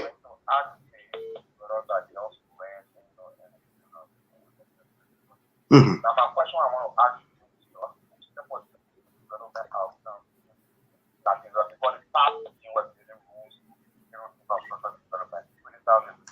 now you are coming with a budget with foreign expenditure and capital expenditure. So I want to know everything like that. Thank you. The last person, I will take one more person right here. Okay, this person. Let me see. Hello, your name, where you call from? Is it your name? Calling from where? The line is bad. Yeah, go ahead. Is it your name? Okay, go ahead, Chief.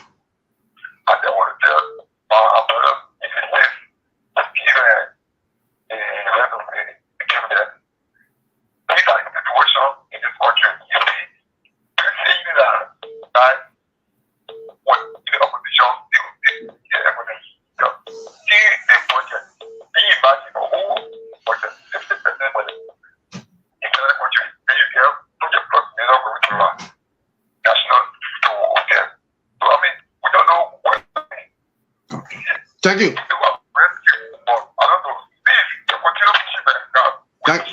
Thank you, brother. Thank you. Okay, Steve, I think you listen to the callers. Yes, thank you, Lawrence. Folks, let me say this. You know, in Labrador, we can say when the Christmas will be good, you can tell by the Eve. All that thing, all the people not born yet, and here when they want to do that, the government do that. My friend, they want what the government able to do. They're not doing it. That they want to not able to do. They want what they're supposed to do to start. So we can say they're starting on good footing, or they can say we're seeing Google Sam. We're not seeing that. That they want what they're not able to do.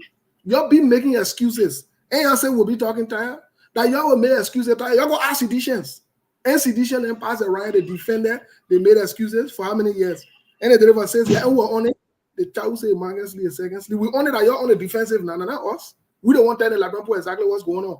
You're not saying the thing what we're saying that lie, but you're making excuses. Y'all should come to the table and say, Monk, you lie, Steve, you lie, Lawrence, you lie, Melbourne, you lie, Sekou, you lie, and hey, then we can have conversation. But if you are not debunking what we are saying, anything you want to say it. Like you trying to make yourself feel fun. The truth is, the government is not proceeding right. And it is our responsibility to hold the government feet to fire. You think when they say hold somebody feet to fire, that for you to sit there and pray? No, not for you to sit there and pray, my people. So if y'all want to help this government, Then all I need to put our voices together and call them out. That's the only thing you can do. Any other thing from there. So quickly to that your prayer, if John the Baptist, or maybe if John was thinking about praying, then I don't think you're going to wake up every morning to go to the king, to be telling the king that you are proceeding wrongly, the people are suffering, you got to pay attention to the people. Then John just sit down and just pray. Don't, my dear. But he's what you saying? Hey man, what's up tomorrow Friday? Today let's talk today. Monk, what you say vulgar on the radio? We can get tired now. We can get tired. Steve, we live in the age of information, right? And that's why I've been one of the Liberia's problem. I told you, and the listening audience, the problem in Liberia is structural. You need a real manager. You don't need a politician to run a country these days because government is business. If you are in charge to make people's life better in terms of investment, look, you can say it's politics. Yeah, politics is just the tool that we use, but when you have gained power, the functioning operations of government, it comes to business idea. You need people with practical hands-on experience that can get things done. All the things I'm talking about, strategic borrowing, the reallocation of saving to boost our investment. Yeah, fiscal measure and reform, fiscal restructuring. Yeah, it sounds good on people, my brother. You were there before. You ran 2 portfolios. We never saw anything like that from your budget as well. What CDC did and what the government just did was to copy the same old script, change the figure on the land by land out there and give her the same thing. Now you are telling the Liberian people that agriculture and tourism, 2 major industries that could transform the economy of Liberia. There was never a budget in some instances or little to not now allocated. So how are you going to change? Look, I keep telling you, there is no path for us. Until maybe by mistake or by hope or crook, we will get something like innovative leader that will just change the way how we do business in Liberia. Because where do you go from here? I'm coming with all these sweet things. He's saying all these things. Yeah, it sounds good. Our own man don't understand these things. Like, Steve, if we were to go back, let's say dating back to 2006 when Madam Sadi became president, we understand. I always say Madam Sadi's presidency was a unique presidency because her job was to resuscitate a failed state. But let's just assume from 2017 and upward, can the average Liberian tell me that my life has improved by any measure, in any way, whether it's from healthcare, whether it's from education, whether it's from infrastructure, whether it's the overall living standard? Can the average person in Liberia say, you know what, at least I experienced some kind of a growth or some kind of an improvement with the same budget, the same money? You get your money changing. You think the average person in Bon County from where Lauren is, the old man from the villages, or the regular person can tell you, say, they even understanding these things, all the fancy terminology, fiscal space, fiscal stability, institutional reform. Do you think they understand that? No, because they are yet to see anything change in their life. So there is no hope with the current electoral president. Look, let's not a fresh color. We will keep talking and we get tired. Well, what are that physical? What are that discipline? My only thing I get to say to Senator Amarakone, 2 things. Can you make public your assets? The second thing, call your pay. When you start talking about you're reducing your salary, all that physical this, that physical that, all that scan talk. Forget about that scan talk, bro. Nobody's stupid here. We are here to tell our people exactly what's going on. So for those of you who, this is the issue that we have with ourselves. For example, when you come here and use adjectives, they say, oh, you're cursing the person, you're insulting the person, you're doing that. When you come to use adjectives to describe somebody's behavior, yeah, you curse. They're not curse.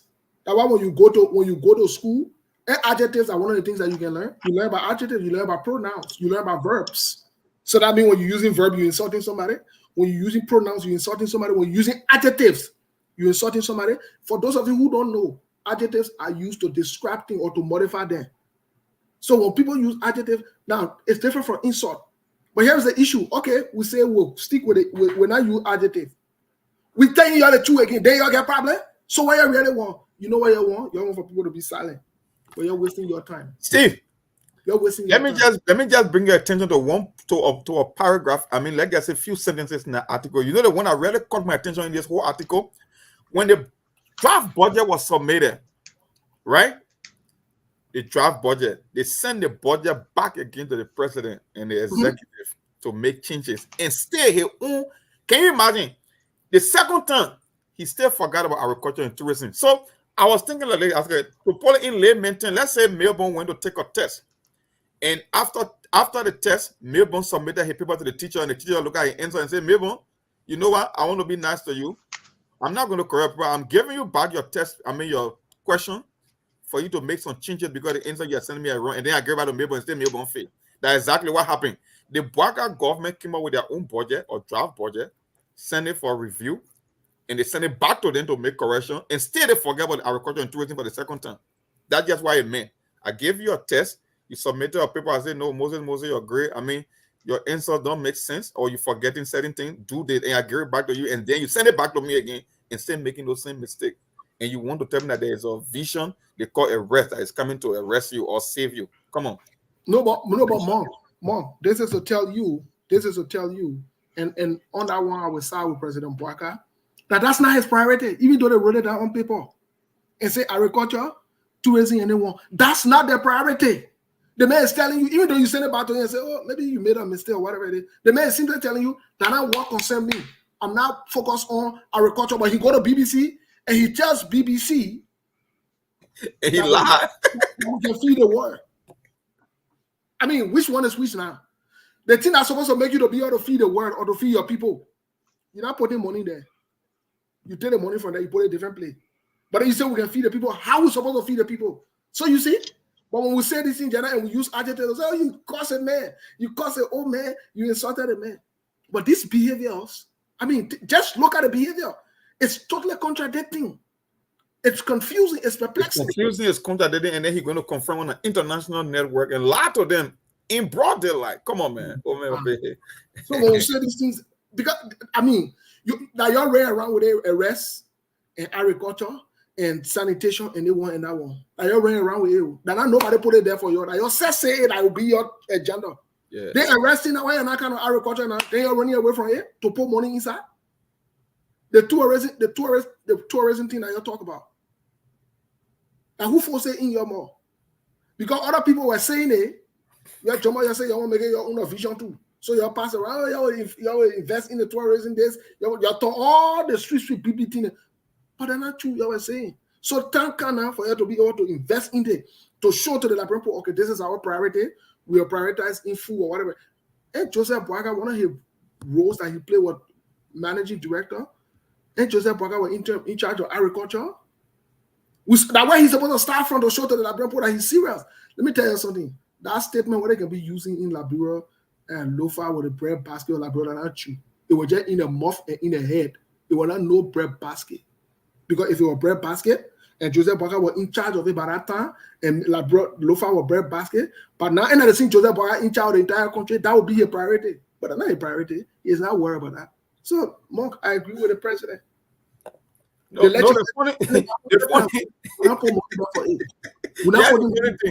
rocking it the bad guy, right? He almost like he undermined the president. I'm rocking it literally saying the acronym arrest, ARREST.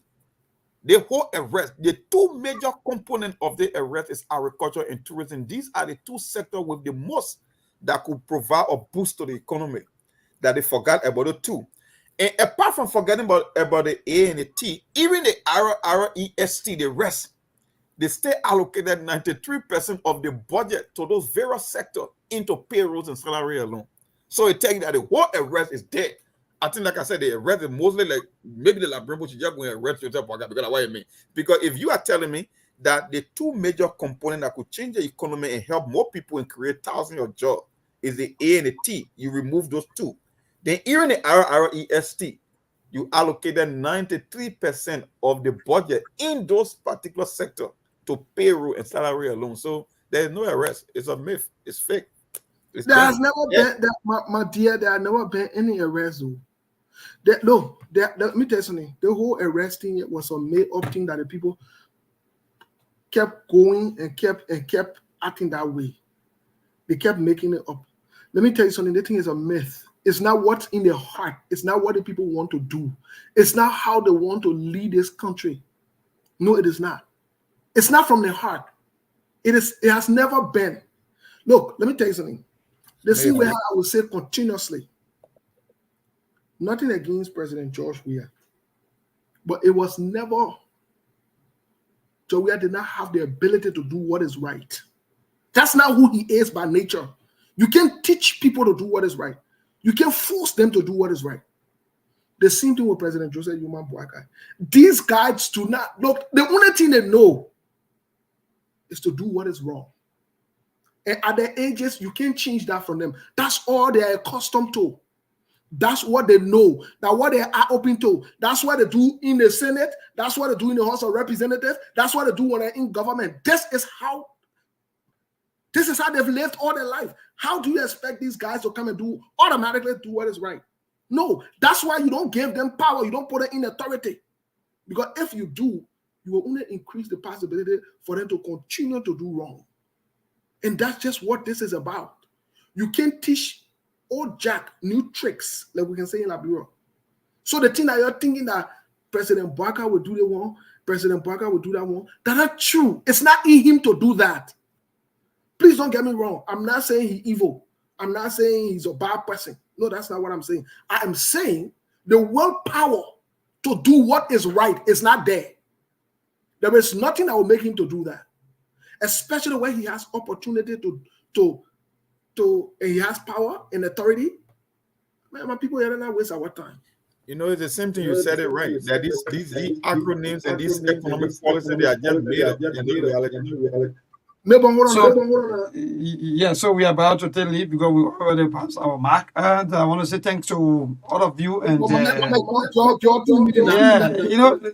you keep bringing me into this, and you forgetting to know that this week is a holy week. And one of the major problems I have with you is so I will hold you in content, and I hope and pray that tomorrow, Lieutenant Monk and Steve, I hope and pray that tomorrow we'll look at some of our religious life and see maybe where we've fallen short, and maybe see how best that maybe that we can correct some of the things maybe by discussing it.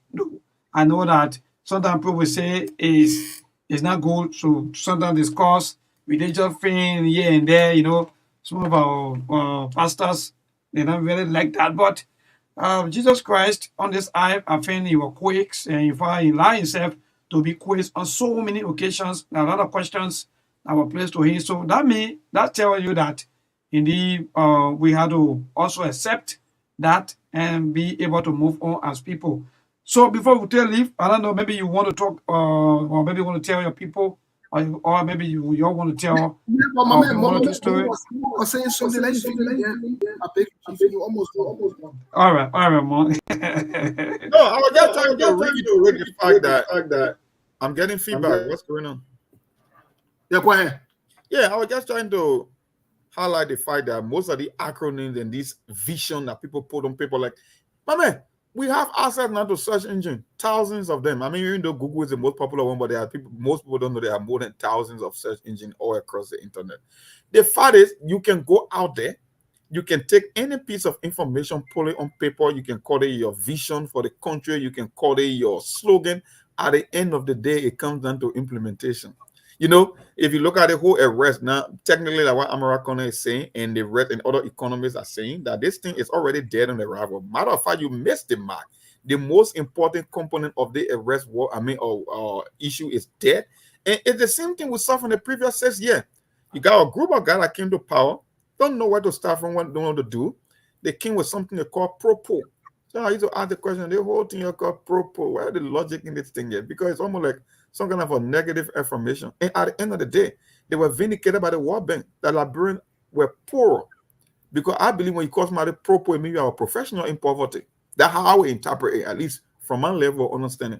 And you telling people that you're coming with a propo agenda, and at the end of the 6 years, the typical, the average Liberian person, according to all the indicators, are saying that the Liberian people are worse off than they were 6 years ago. So it's the same thing we're seeing where they arrest. They arrested there. I don't know. Maybe I said that what I'm saying. Maybe the Liberian people should wake up one morning and just go and arrest Joseph Boakai, because if the vision is already dead, then anything you do now is just like you rolling the dice. because there is no structure, there is no vision anyway, there is nothing to implement when it comes to your agenda. The agenda is already there. And we told them on the show that the first, you're talking about 100 days deliverable, the first 64 or 65 days, you still confused.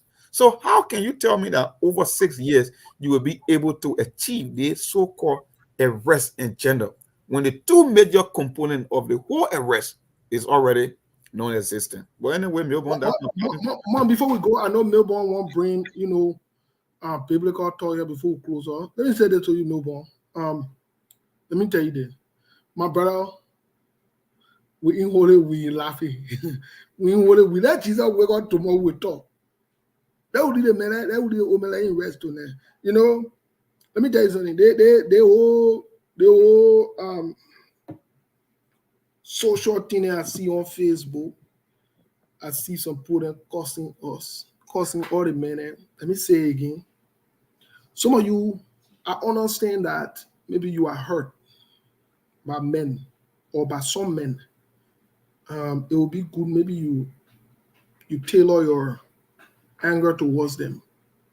And maybe if you feel that you've seen similar pattern, or because somebody else, quote unquote, cheated or left the wife or left the husband or the boyfriend or were married and mess with somebody else or talk to somebody else.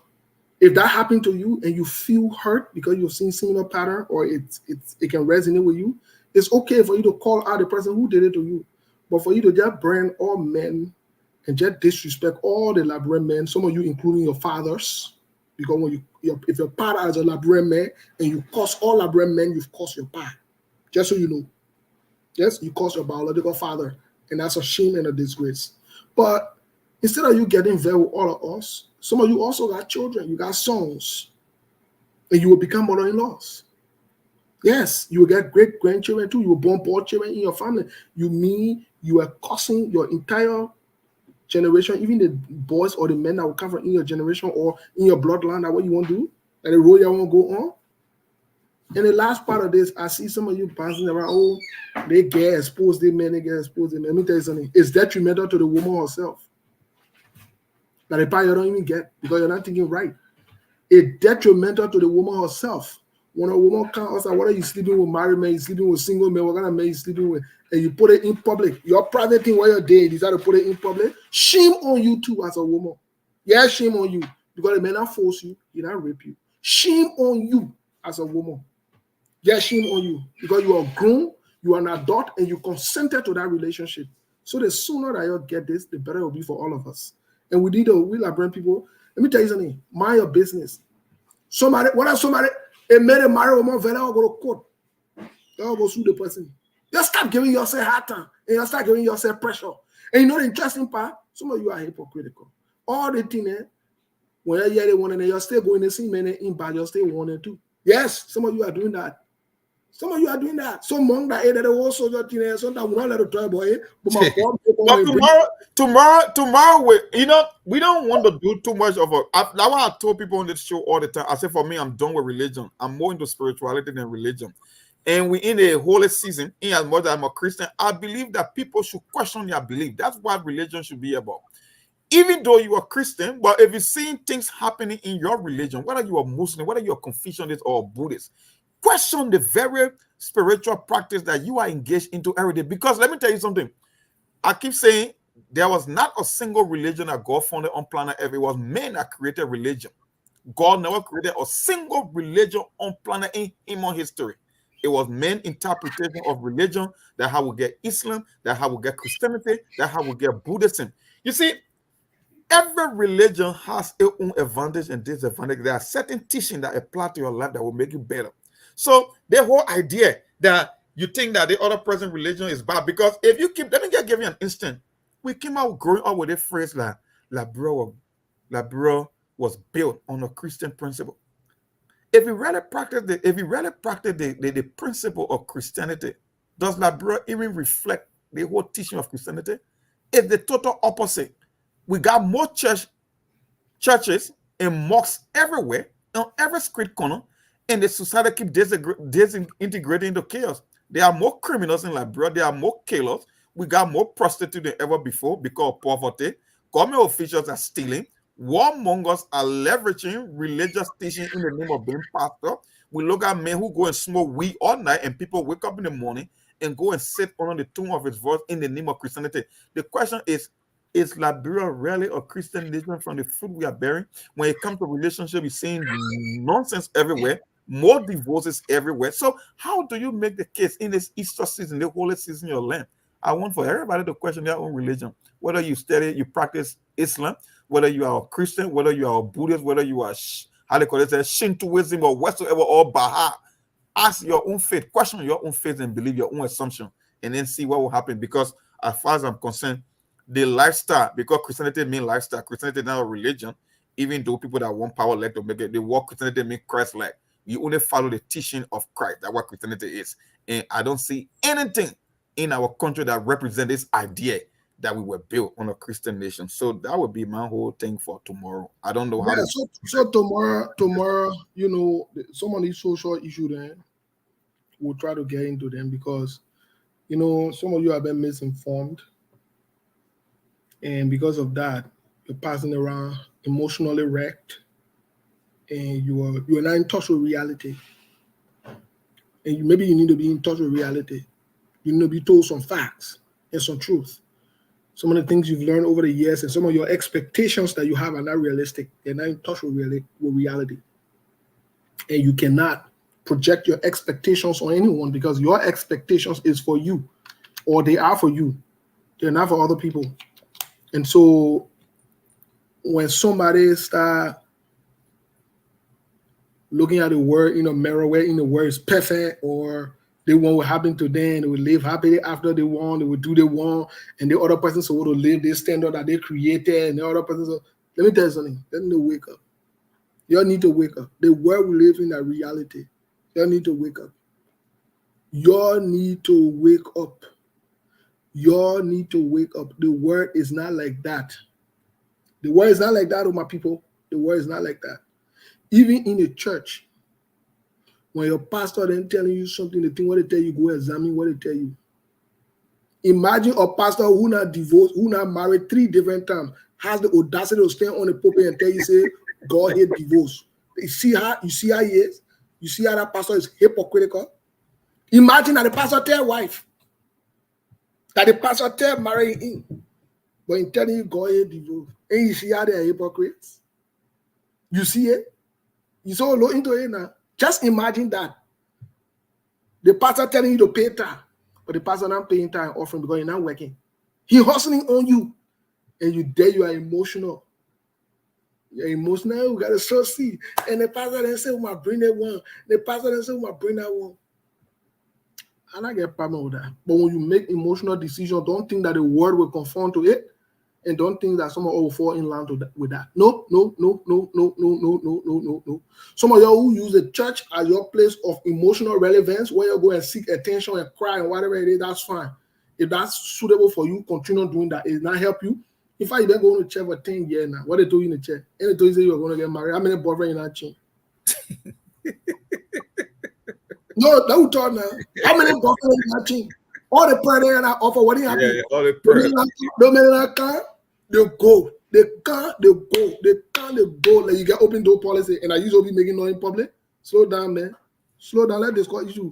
Slow down. Let discuss issue. You know, kind of tell Felicia just made a profound statement, and she's right.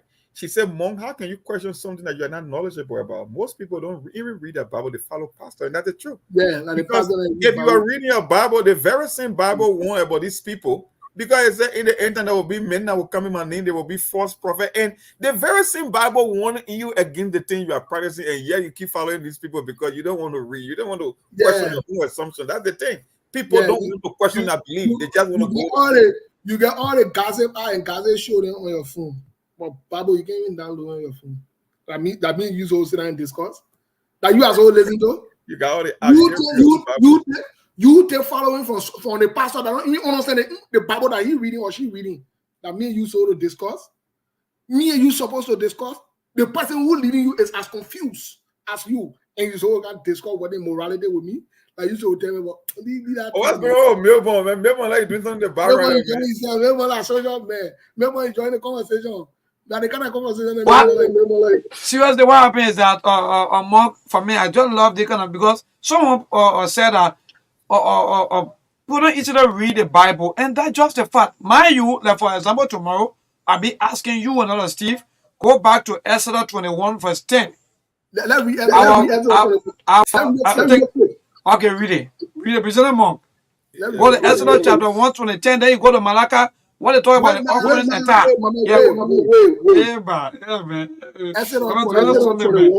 Yeah. Yeah. Won't you read it before they say? Yeah, getting feedback. Okay, Read it. Read it. Exodus 21, I'm reading from the Amplified version. It says, if he takes another wife to himself, he shall not diminish her food, her clothing, or her marital rights. From the NIV, the New International Version, says, if he marry another woman, he must not deprive the first one of her food, clothing, and her marital right. I don't know, Melbourne, why you take from that scripture? Why you reference us to that scripture? You took somebody's wife? No, not really. But what happened is that President Monk, when you go to that scripture, people will tell you that Jesus Christ did correction about this thing. Oh, you're not got to have maybe more than one or two wives and so on, right? But then go back to the Old Testament. They will also go, in fact, they will reference you to the book of Malachi, right? When they talk about offerings and tithe. And then what are we seeing? No. Yeah. Mongo. Basically, what our scripture is saying, the choice for a man to take a second woman is his decision. If he takes another woman, he must not deprive the first woman from her rights. Okay, right. So when you can take care of her, then it's okay. Exactly. So long you want to take care of her, the same way you taking care of the other woman, and you want to divide the sleeping time, you sleep to the other woman play 3 days, sleep to the other play 3 days. Look at the comments you are trying to justify. No man, you're not be digging that chat. We'll measure will bring up there. You can't be digging that chat. You let noise. So you see it? So that scripture, if you read it for two, it say if. So the decision, that particular word if means it's for the man to decide if he will take another woman. Now, if he will take another woman, then here are the things that he's supposed to follow. That means the options are open. That means the floodgates open for the man to decide to take another woman or not. So I see your own read Bible, your pastor will read Bible for your man. Because mind you, yes. I'll quickly present more, and I'll say, mind you, 90%. Let me be frank today. All of the marriages, the relationships, and everything, the women benefit 90%, close to 95%. Sometimes they feel that in fact, the way when you marry them, in fact, they even controls you. And look, but it's just that our pastors, they are not educating these people, so they feel that we're in this world that the Bible said they may have complete control of your body, but the woman will tell you, say, even when she want to deny it for even 1, 2, 3 weeks, one more, she will do it. So tell me, where are we heading? In fact, someone can use it as punishment in the relationship. Yeah, the last time we had a discussion, you can remember when I told you, say, it kind of a funny when I use a phrase here, and it's a common phrase. They call something called Abrahamic religion, right? That's Christianity, Islam, and Judaism. That they share almost everything in common, except for a few slight differences. That's why I told you, every religion got a hidden teaching that people should learn, whether you believe in that religion or not. Because at the end of the day, everybody wants to serve the divine, but it's your own interpretation. That scripture you just read is something that will be verified, whether it's in Islam or in Judaism. That's why I say, in the real world, if we are not practicing religion, there should be a day an imam should go to a church to preach. There should be a day a pastor should go to the mosque to preach, because it's the same idea. It might not be 100% the same, but we share these differences and this similarity. But like I said, religion has been weaponized. That's just why it is. Like, you create more hate than the main reason is supposed to be created for that. That's why you read. Because Mongo, I'm not trying to cut you off. I know you are in flight here, but let me say this. Those of you who passing around, oh, they passing the man, and the man get your fair, oh, they are making noise. You're making noise. You not even know in the Bible it says that unless you set that time to pray, or you are observing your period or your cycle, you should not deny your husband or your significant other from sleeping with you. You not know that? In Bible. Tomorrow we'll read it here. When Jesus get out, we'll read it here for you to understand. When Jesus get out tomorrow, we'll read it here. You will hear it. You know why we're going to read it? Because your pastor they're not teaching you the right thing. Your pastor they're not teaching. In fact, some of your pastors have taught you how to be defiant, disrespectful, and challenging to your significant other in the relationship. That's why I can call them daddy. That's why I can call them daddy. Any woman, you know, some of the things I want to say some point get there. You so cook and get your pastor good food or your husband. You serious? You so do that. But I can do that now. I can do the brave thing there. So the other pastor here, the other part of the Bible will just write Exodus 21:10. You're going to read it cool. When you go to church tomorrow, what tell your pastor say? All the men go tell your pastor say, why they ain't teaching in the church, they teaching that one. Steve, I used to ask this question, right? You know, when you read it, they will tell you something called dispensation, right? Okay. That when you see the Old Testament, they say that the Old Testament is the Jewish Bible, right? They honor the time of Christ, we got the New Testament, right? The average man of God or pastor, they will say, honor the Old Testament, honor that dispensation, we're living by law, right? And when Jesus Christ came, he canceled the entire law we are living on grace, which is a whole different dispensation. So technically, the Old Testament, it doesn't apply to the Jesus' era, coming from Jesus' time going up. That's what it's saying, right? The Old Testament is law and honor Christ is grace. But the one Malachi 3:10 scripture that is in the Old Testament is what every New Testament Christian keep referencing. So I say, okay, if you are telling me we are honoring grace, because Jesus never because when you read Malachi 3:10, almost like they were imposing tax on the law that 10% of everything you will earn should go to the Levites. But now, when Christ came, Christ never reaffirmed 10%. He only said, give and it shall be given unto you, a good measure, pressed down, shaking over shall men. So technically, giving is more of a law. That is, when you give, you are more likely to receive. That's just a common natural law, that if I'm giving, I will receive. But if you are telling me that the Old Testament is law and the New Testament is grace, why you keep honking on the whole Malachi 3:10? It's the only scripture in the entire Bible that is being repeated religiously than any other scripture, and it's supposed to be in the Old Testament, and I no longer live on the law and not live on grace. So tell me, where is that? But when you talk, they say, oh, mom, you're going too far in this thing. But anyway, we'll leave it for that, bro. Like, yeah, well, because we see some, some poor getting, you know what I mean. But here's the thing: tomorrow we're not leaving it. Tomorrow we'll be here. We'll discuss the issue. All that thing where you've been on, that thing where you've been on. I don't even understand, though. You're not on it like that. We ourselves, we inside too. We're not going to sit down and be what they're going. So at the end of the day, the whole thing here, read about for yourself, get to know God for yourself, and you'll stop around in public and misbehaving and disgracing yourself. You'll stop it. My Liberian people, it's not a good thing. When two adults decide to consent to go and do whatever they want to do, when one person decide to move on and come on there to come put it also out two of them, you're shame both of them. You're shame both of them. Yeah. When one person decide to come out, the one who come out and start talking, you're shame that person. And to just add on to you, Steve. Steve, to just add on to you to what you just saying or you just said.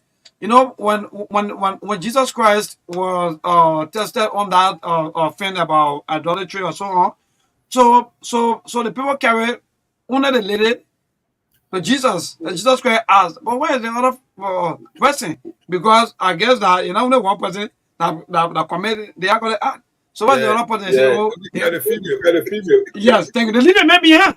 So you look, but the Pharisee life that we live in is not easy, man. I don't even know how to even describe it, but indeed we are living in a real Pharisee and those Sadducees, or how you may call it, the Sadducees and so on. Yes, that's the real life that we are living right now. That people will be doing the worst thing, but they see you as the worst person.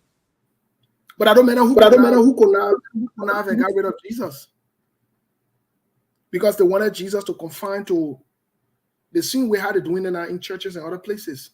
They wanted him to confine to that. So Jesus said, no, I can say this. I can say that. I'm not here to dispute what Moses said, but I say this like this. I'm here to fulfill this. So they got more confused and perplexed because some of them, even the pastor and some of them at that time, they wanted the same law of Malachi to stand so that they can collect money and do the whatever. And Jesus said, no, give to Caesar what's for Caesar and give to, God what for God. So if you think that you want to give this to God, go give it to him. You want to this, you want to give it to Caesar, give it to But anyways, tomorrow we'll continue the conversation, folks. Thank you. Sometimes we do the politics. We got to have conversation about some of these issues that are in our community that are prevalent. It does not mean we hate anyone or we are against or for any gender or we're saying, oh, let it one be done or let the other one be done. But some things are reality. Let me say this. Anywhere you have men and women, you will have the issue of whether you term it as cheating, infidelity, sleeping around, doing the with the men and we are in trouble. Because when you're single again, they say you're sleeping with different women. Okay, so what are really one? I thought when you're single, you're supposed to be able to do what you want to do. Then you're accused of again when we're single. When we get married again, you can't do that one. Let me tell you something. You just balance yourself and decide what you want to do with life. You balance yourself. But let's see, man, the whole idea about the whole woman thing, I'm really getting confused, man, because I don't know why you're taking the thing. People like, why you stay on the issue like the whole single thing here? No, let me tell you something, Monk. Let me say this today to you. What are the title marriage or the title single or whatever it is? People place premium on these things. Like human being you're dealing with. Yeah, for sure. It is important for you to know the human being that you're dealing with. The human aspect, yeah. Because whether you get that title behind you, you not get that title behind you, it still does not Nothing differentiate who that human being is. Yeah. It still doesn't differentiate who that human being is. So all that title and thing, some people, how do you live your entire life with a goal of getting married? Who told, I see some of our sisters, the only thing in their head for them married as success because that's what been enshrined in their brain. Who told you that? How about you empower yourself? How about you elevate yourself? So, I don't care about people's title. Whatever title you want to run around with. That's not my business. I don't get time for that. I'm not interested in people's title. What I'm interested in is the human being. I'm interested in how we treat one another and what we do and how we elevate human values, how we hold each other accountable. I'm not interested in all of those titles then because at the end of the day, those titles don't mean nothing. Even if in the country somebody find a husband with somebody else, you go to the court again, do nothing. That's zero. They're not jailing the man. So why are you making the offer? And the interesting part, Monk and Melbourne, some of the women that come in public and make noise, but they still won't be with the men. Why are you dishonoring the men that you still want to be with? Why? And some of them go as far, even if you are leaving the men, some of them got children with these men. And you come and dishonor the man. I hear somebody saying, oh, that 1 million men. Okay, fine, that 1 million men. You've been there with that man for 2-3 years. That means you're addicted to 1 million. You are disgracing yourself as a woman. That means you like 1 million now. That lie? Because you've been there a long time ago. Who forced you that you are 1 million? Why you were there all this time? Now that one day you were there. Now that one time. So what are you talking about? So when you're doing these things, you are disgracing yourself. You are undermining yourself. You don't know. And I see I see some women going on platform calling and saying they're going to go. How does social media solve your issues, your family issues? How does taking your problem to people who got even more problems than you? Some of these traumatic, disoriented, discombobulated, dysfunctional women. I hear them say the one report that said they go there and sit down and talking plenty and they're explaining from Genesis to Revelation, explaining yourself to who never put a guy in the more. Then later on they can't get there and say, I depressed and they put a camera knee all around. Who put a knee in your mouth? I know it's getting all too common in our community, especially on these shows. Every small thing they run to these people. People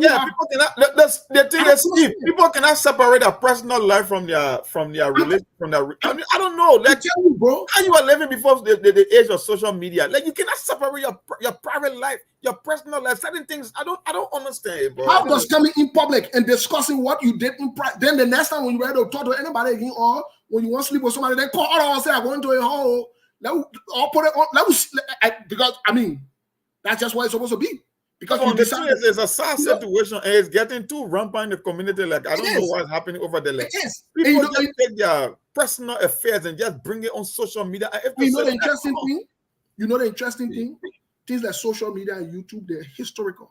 Your children will grow up and see it. Yeah, these videos will be there forever. These videos will be there in record on archives. And some of your children, for some of you who are in the United States, Some of the things that you do, you denigrate each other children, you disrespect each other children. These children go to school, you don't know what the future will be. Some of the things can be held against them. Yeah, against them. You can bully them for that. But you're not thinking too far because you are too myopic in your sentimental, in your sentiments. You are not proactive in your thought process. You sit and just talk your business to everybody. That everybody gotta explain yourself to. What is the purpose? Okay, how does it benefit you to go and go sit and say, and you are loving to the person you are loving to? How does it benefit you? Okay, then tell who are you loving to now. Let me just know your whole record. Let me know your whole record. It's easy. It's fine. Say you want your business to be a public issue, then let's get into your business. So look, these people don't exercise emotional intelligence. Nobody is not saying that you are not hurt. Nobody is not saying what happened, was right for it to happen. But how does coming in the public to discuss and solve the problem? You never put to be dragging your name and I've seen them passing around saying he's celebrity. You're not celebrity. Even fools can be celebrity. Christian people can be celebrity. You're not a celebrity. I see them passing around, and yeah, that's other person that's social media celebrity, and I'm a celebrity. No, you're not a celebrity. You are just a certified idiot. That's who you are. You are not a celebrity. You are not. You are setting yourself for failure. Talking about you're a certified or bona fide idiot. Yeah, you're a certified idiot. You don't know that. You just don't understand that yet. People make fool of you. The people that are pumping you to be talking in public, be doing all the misbehavior or whatever it is. Let me tell you the secret today. They got a bigger problem than you. But they are mature enough to not even talk about it. So they listen to you. They listen to you making fool out of yourself. And they enjoy it. People sit to their working place for 8, 9, 10 hours. Only to listen to you making fool out of yourself. Who told you they respect you? Who told you they like you? Because the next man that you want to go to, the first one will say, oh, I get drama. You remember him on Facebook cussing that man? You on record. Continue. Keep talking. Y'all keep talking. Some of you will listen to you die. Keep talking, yeah? We're watching your no amount of prayer will save you. No amount of prayer will save you. You can go out to the biggest man or go to the biggest medicine man. It will not work because no man got time for that foolishness that you can be on. No man got time for that. I'm not saying you will not find men to sleep with you temporarily. That's not what I'm saying. No, there will always be men to sleep. Well, yeah. Anybody to take you serious, or for you to go anywhere, say anybody elevate you on a serious level, you will see yourself. You'll continue watching your ear. But Melbourne, you just on phone all day. And then Melbourne man, he always creating a controversial scripture. Yeah, the men are open grown. But folks, thank you. Tomorrow we'll be here. Yeah, tomorrow we'll be here, man. The Easter season on TV. Yeah. Seriously, reason more quickly for me. I read the Bible. The Bible is my strength, so nobody can easily cajole me. Let me be frank. I'm a Baptist, and my brother. So that's it. The only thing we can say to our people out there: read your Bible. Because and mind you, the Bible is just so easy. Through the phone, the Bible app is right there in your phone. All the time you will go on the internet, at least try you 30 minutes of your time to read the Bible. But people don't read. Even our own constitution. Our own constitution I read here in Liberia. People don't even read it. Nobody cares. Nobody even know that one right. Nobody know anything. So we just move. We don't read. We don't read. Gentlemen, let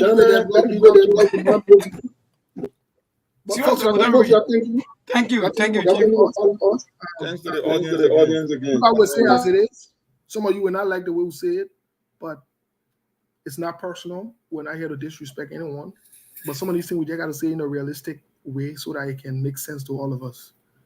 And I think we can have a better community and a better society if we channel even our hurt in a way that in the long term, it will be educational and so forth. You know how many women are hurt in a day or a year time? We know that. We acknowledge that. And we don't think it's the right thing. But hey, that human beings, people make decisions. And the interesting part about it, some of these women that the same kind of men and they are still attracted to when you check their history. You know what I mean? So hey, if that's your cup of tea, then that's fine. But then you'll give a chance, they blew up there, they will educate and inform in a positive way. Okay. We tend to the other drama, we tend to the other drama, we tend to the other persons putting the messages that they've been having with the other man or that other woman and make a picture, then make a video, then that other one. How we dishonoring ourselves like this, my people? It's sad. It's very sorry. It's sad. Let's get to a sense of maturity. If the relationship does not work, move on. It's okay. You will not die. The person will not die. But having all this extra thing there, oh, you want to disgrace the person, you want bring the person outside, you want to do the one, and I will disgrace that man, I will disgrace the woman. Where are we going? How does that help us? Where are we going? So folks who don't want to leave it there, you know, even the people that are helping you to disgrace the person, trust me, that person want that man that you leaving you. Just so you know today. That person eyeing that man that you leaving you. Let me tell you today. That person eyeing that man that you leaving. If you not believe it, watch and see. They will be pumping you, say, oh, lean, and the man useless. The one that useless man. The one that useless man. Ah, okay. You don't get it cool. You don't get it cool. You don't get it cool. By the way, Mom, we'll talk soon. Man, where you been? The mega show face. We'll talk soon. That man waiting for Jesus to wake us when he can talk. But we'll talk soon, bro. Folks, we'll do it tomorrow. We've been here for this long. Let's have a good weekend. Stay out of trouble. And we'll be back tomorrow. There are things we can do. We bring in good news and we give it to you. We judge it for podcast technology, people and culture from here and up out of the globe. Monitor people who willing to serve. The blessing that time and the efforts are rest. The brothers giving up the end, the premise of death. So welcome and life without fear. I lyrical Master. Play Paris, who make you, I can't ask you TV menu. Say my journey, Tina get I say my jam.